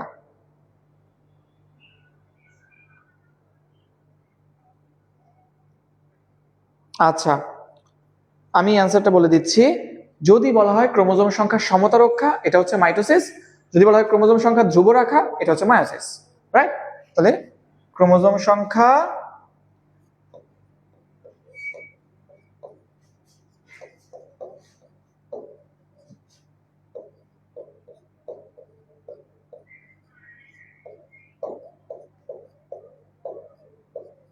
ধ্রুব রাখা, রাইট? আচ্ছা, গতে, গতে কি হবে? গতে হবে হচ্ছে গ্যামিট সৃষ্টি প্লাস বংশবৃদ্ধি। তাহলে তোমাকে যদি বলা হয় গ্যামিট সৃষ্টি এবং বংশবৃদ্ধি, এটা কার তাৎপর্য? এটা কিন্তু মায়োসিসের তাৎপর্য। কিন্তু শুধু বংশবৃদ্ধি, এটা কিন্তু মাইটোসিসের তাৎপর্য। ক্ল্যামাইডোমোনাসের মধ্যে বংশবৃদ্ধি হয় কোন প্রক্রিয়ায়? মাইটোসিস প্রক্রিয়ায়। আমি আবার একটু সামারাইজ করে দেই যে অভিব্যক্তি, প্রজাতির স্বকীয়তা রক্ষা, বৈচিত্র্য সৃষ্টি, জনুক্রম এবং জনন কোষের সৃষ্টি, মেন্ডেলের সূত্র, ক্রোমোজোম সংখ্যা ধ্রুব রাখা, সমতা বললে মাইটোসিস, গ্যামিট সৃষ্টি বংশবৃদ্ধি বললে মায়োসিস, শুধু বংশবৃদ্ধি বললে মাইটোসিস। ক্লিয়ার? জনন কোষের সৃষ্টি বললে মায়োসিস, জনন কোষের সংখ্যা বৃদ্ধি বললে মাইটোসিস, জননাঙ্গের গঠন বৃদ্ধি বললে মাইটোসিস। সো মোটামুটি আমরা আলোচনা করে ফেলেছি। আর ক্রসিং ওভার সম্পর্কে তো বলেছি, থমাস সান্ট মর্গান ভুট্টা উদ্ভিদের মধ্যে আবিষ্কার করেছেন। কিভাবে ক্রসিং ওভারটা হয়? কাইজমা তৈরি হইলো, তারপরে এন্ডোনিউক্লিয়াস দিয়ে কাটলাম, তারপরে কি হইলো? যখন রিপ্লেস ট্রান্সফার হইলো, ট্রান্সফার হওয়ার পরে লাইগেজ দিয়ে জোড়া লাগলো, জোড়া লাগার পরে ক্রসিং ওভারটা সম্পন্ন হয়ে গেল। কোন ধাপে ঘটে? প্যাকাইটিন ধাপে ঘটে। ঠিক আছে, সো আমরা মোটামুটি জানলাম ক্রসিং ওভারের গুরুত্বগুলো, তোমরা একটু পড়বা, 3-4টা গুরুত্ব। ঠিক আছে, গ বা ঘতে কিন্তু আসতে পারে। সো এই জিনিসগুলো তোমরা কিন্তু মনে রাখবা, ঠিক আছে? আর হচ্ছে যে লাস্টে মাইটোসিস এবং মিওসিসের যে পার্থক্যটা ক্ষয়ের জন্য খুবই ইম্পর্টেন্ট। ঠিক আছে, তোমরা 8 থেকে 10টা পার্থক্য মনে রাখবা। ঠিক আছে, যেখানে আসুক ঘতেও আসতে পারে, ঠিক আছে, ক্ষতেও আসতে পারে, যেখানে আসুক সেভাবে যেন লিখতে পারো, সেটা যেন মনে থাকে। আর একদম লাস্টে একটা এমসিকিউ আছে, পেঁয়াজ মূলে কয়টা ক্রোমোজোম থাকে? পেঁয়াজ মূলে 16টা ক্রোমোজোম থাকে। কয়টা ক্রোমোজোম বলো তো? 16টা ক্রোমোজোম থাকে। সো এই ছিল আজকে আমাদের ক্লাস। সবাইকে অসংখ্য অসংখ্য ধন্যবাদ আমার হৃদয়ের অন্তঃস্থল থেকে, যারা একদম প্রথম থেকে শেষ পর্যন্ত ছিলা।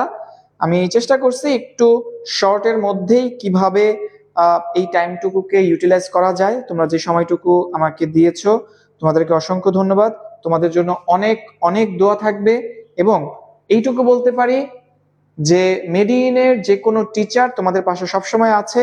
তোমরা সঠিক জায়গায় এসছো, এবং তোমাদের যে কোনো প্রবলেম, আমার ক্ষেত্রে যদি বলি, তোমাদের এই টপিকের উপর হোক বা যে কোনো ফিজিক্স, কেমিস্ট্রি, বায়োলজি, যে কোনো সাবজেক্টে যে কোনো প্রবলেম হোক, feel free to message me.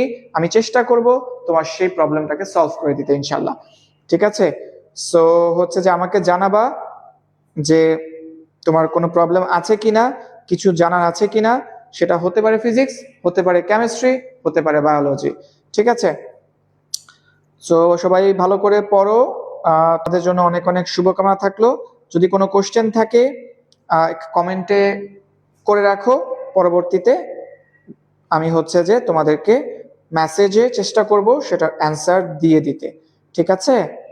R last কথা সেটা হচ্ছে যে তোমাদেরকে বলেছিলাম আমার কথা মতো যারা নোট করেছো, অবশ্যই আজকে তোমার হচ্ছে যে সেই নোটটা ছবি তুলে আমাদের গ্রুপগুলোতে আপলোড করে দাও। আমি সবগুলো নোট দেখব, এবং যার নোটটা ভাল লাগবে তাকে আমি পুরস্কৃত করব। ঠিক আছে? ইনশাল্লাহ। তো সবাই ভালো থাকো, সুস্থ থাকো, আমার জন্য দোয়া রেখো। ঠিক আছে? তোমাদের জন্য অনেক অনেক দোয়া থাকলো। ওকে, আল্লাহ হাফেজ, আসসালামু আলাইকুম।